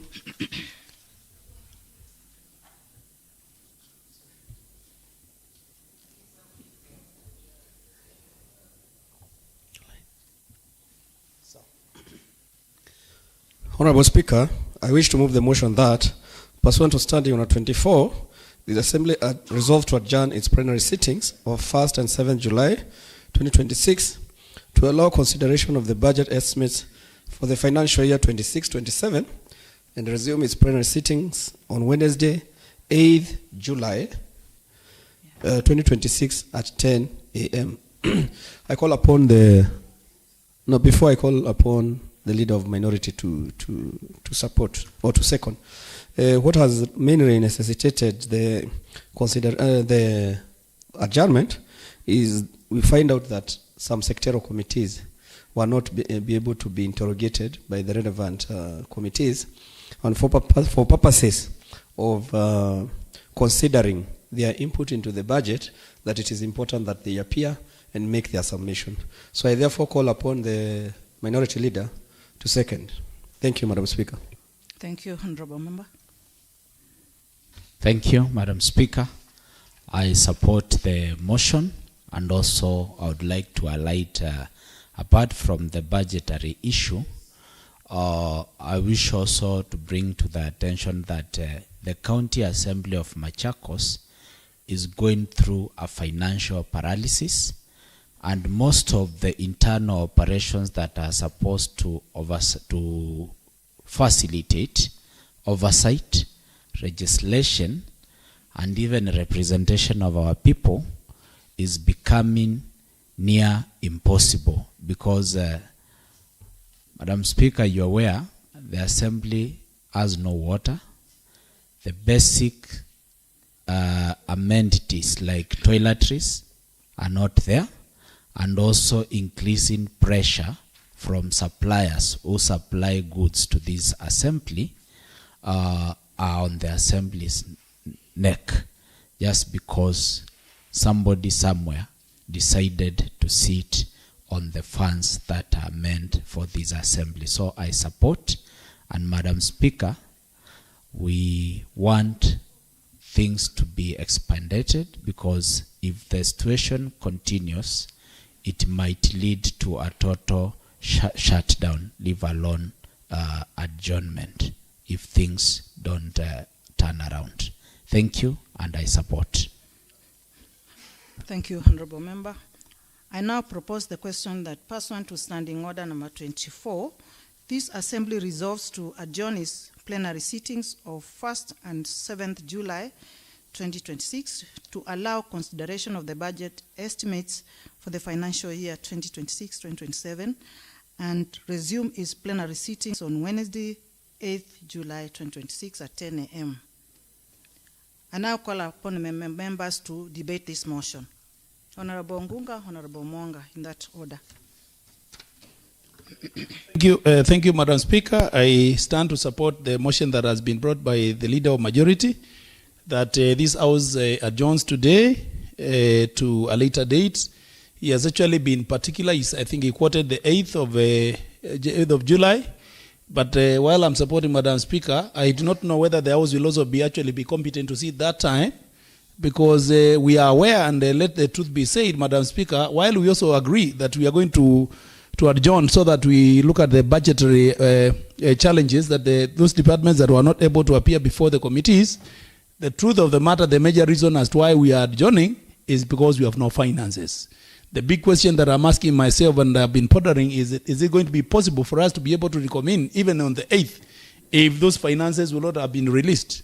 Madam Speaker, I don't know whether this makes the chief executive of this county happy that the assembly has to adjourn because we have no finances, and I'm hoping that the assembly answered is actually on. I'm asking the committee on devolution at the Senate to be looking at what we are doing here. Finances have been released to this assembly, to this county, but the county executive has not been able to give us our finance for the last 3 months. This is impunity at the highest order. This is what is called stifling devolution. And actually, Madam Speaker, it is actually, so to speak, in the midst of it, so that devolution is actually being fought from within. This is one key area that we can say. I don't know whether it has been successful. I don't know whether it is going to succeed. But I pray that this becomes an exercise in futility. Madam Speaker, may we pray to the God that exists, that created this assembly, and the fathers and the founding fathers of our constitution, that the governor, the chief officer of this county, softens our heart and releases funds to this assembly so that we can be able to function. I am employing the governor of Machakos County. Please hear the deputy leader of minority. Please release our funds so that we can be able to do our work. Please, Governor Wavina Ndeti, please hear me. Release our funds because we are going home. You are chasing us from our work as little children. We are now going home, Madam Speaker, because we don't have funds to operate the assembly. There is no better way of doing it the way she has done it. But Almighty God is watching. How I pray, Governor Wavina, to know how bitter it is for this assembly to be able to adjourn when, Madam Speaker, we have so much business ahead of us. It is so painful. It is so painful. I want to hold tears back, Madam Speaker. I want to hold tears back, Madam Speaker. It is wrong for somebody who says that he loves the people of Machakos to get us to this level. It has taken us always. But this is where it has come to. Madam Speaker, if it doesn't happen by 8th, that we have funds, I am sure the leader of majority will be coming to ask for an extension because members cannot be able to travel from wherever they come here. The assembly does not have facilities here, as it has been said by the leader of minority. This table cannot be able to operate. These workers here have nothing. And I think members from the other side, please, see to it that this happens. It's unfortunate, but that's the state of the affairs. Thank you, Madam Speaker. I support that we adjourn. Honorable members, I just want to say something concerning we as an assembly, we have written a letter to the clerk of Senate to intervene so that the committee on devolution can intervene on this matter. We have given the itinerary of events in that letter where it all started, and explained ourselves that since April we have not received our money, our funds, despite the exchequer having been released. All the exchequers, the April one, the May, the June, have all been released. They are in the county treasury here with us. So the problem is just within us. And we have copied that letter to the National Treasury. We've copied the letter to the COB. We've copied the letter to Governor Wavinya herself. And we have copied the letter to who else? Yeah, of course, I've mentioned that the letter is addressed to the Senate. So we have told the big brother to intervene. So we are also hoping that they are going to intervene. So that's just for your consumption.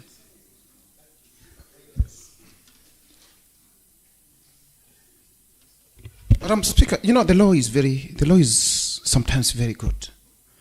And I will say always good. Madam Speaker, there's something you need to give a guidance on. The Public Finance Management Act, Section 36, on county government regulations is very clear. There is a right that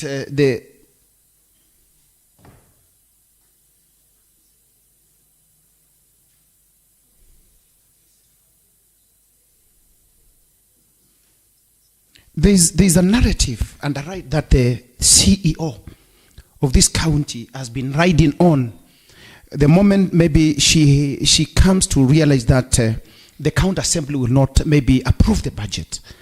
And it's on the so-called default on account. And it reads in part, Madam Speaker, where the County Appropriation Act is not ascended to, or is not likely to be ascended to before the first working day of the financial year, the Speaker to the County Assembly with approval of County Assembly shall communicate to the County Executive Committee member grant of authority to withdraw from the County Revenue Fund of monies of an amount not exceeding 1/2, that is 50%, of the amount included in the estimates in accordance with the Section 134 of the Act. Madam Speaker, that section has been really abused and taken for a ride. Someone thinks she can invoke that provision of the law. But it says clearly that the Speaker of the County Assembly with the approval of the County Assembly shall communicate to the County. Shall. It is a must. When you proceed further, Madam Speaker, it says clearly that if estimates, that is Section 38, if estimates of budget submitted to the County Assembly for a financial year have not been approved by the County Assembly, or are not likely to be approved, as the situation is right now, by the County Assembly, by the beginning of the financial year, the Controller of Budget may. So the Controller of Budget is at free will either to accept or to reject.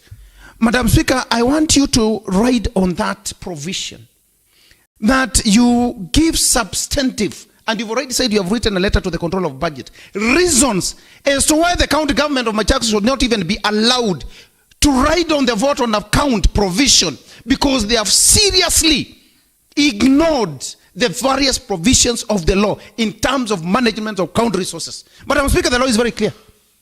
It says that every month, at the expiry of 15 days of every month, the county assembly is supposed to be given its own allocation. That's a provision of the law. Sure. And it even goes further to provide for and say that the county assembly is not even supposed to overdraw the monies that have been remitted to the county assembly by the county executive. Madam Speaker, this county assembly is in violation of the law, forcibly, by borrowing salaries, by seeking for loans to support events in this assembly for the last 3 months, subject and courtesy of the county executive. We can't move, we can't breathe. Thank you, honorable members. Honorable Johanna, Honorable Dalana.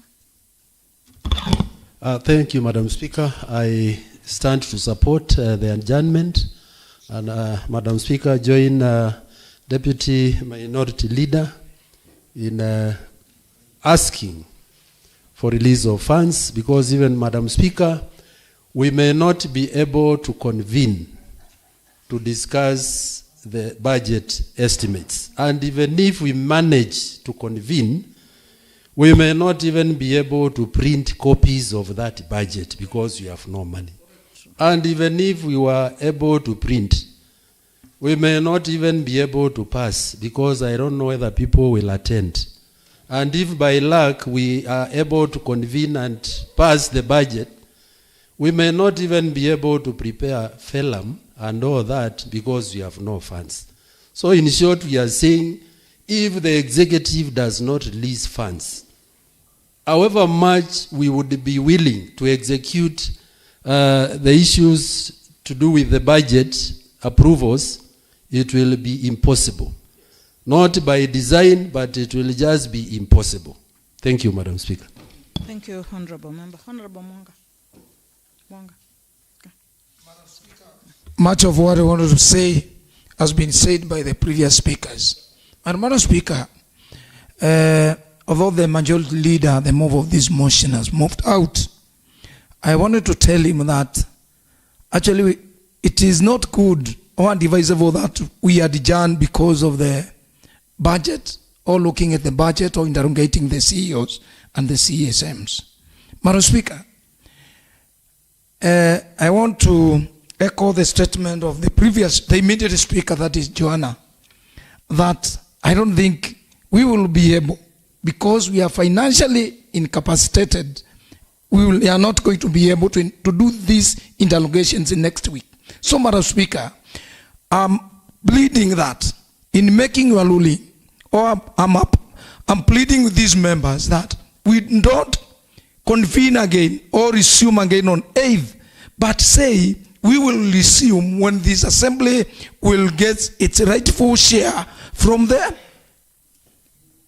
Department of Finance. When they will release our money, it is when we will sit. And we say, no money is no budget. Simple. Thank you. Thank you, Honorable Mwanga. Honorable Dalana.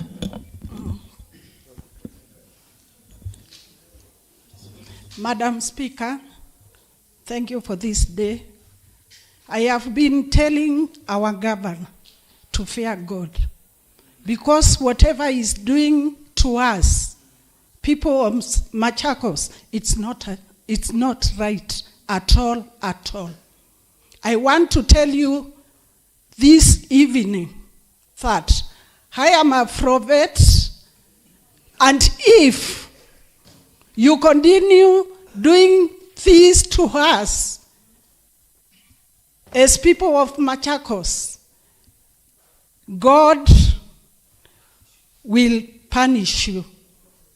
And again, we want to know, where is our money? President has released our money. You have not paid us. MCS here, most of them, Madam Speaker, they have children who are supposed to go to school, and they have not gone. And your children or your grandchildren, Madam Governor, they have gone to school. London, US, wherever, because you have money. Let you know this evening, in the name of Jesus Christ, we are not happy. And I urge you, all Christian in Machakos County, let us pray for Governor Wavinya, because she doesn't know what she is doing, in the name of Jesus Christ. Thank you, Madam Speaker. Amen. Amen. Thank you. Thank you. I now put the question that, pursuant to Standing Order number 24, this Assembly resolves to adjourn its plenary sittings of 1st and 7th July 2026 to allow considerations of the budget estimates for the financial year 2026-2027 and resume its plenary sittings on Wednesday, 8th July 2026 at 10 a.m. As many are of the opinion say aye. As many are of the contrary opinion say nay. The ayes have it. Thank you, members.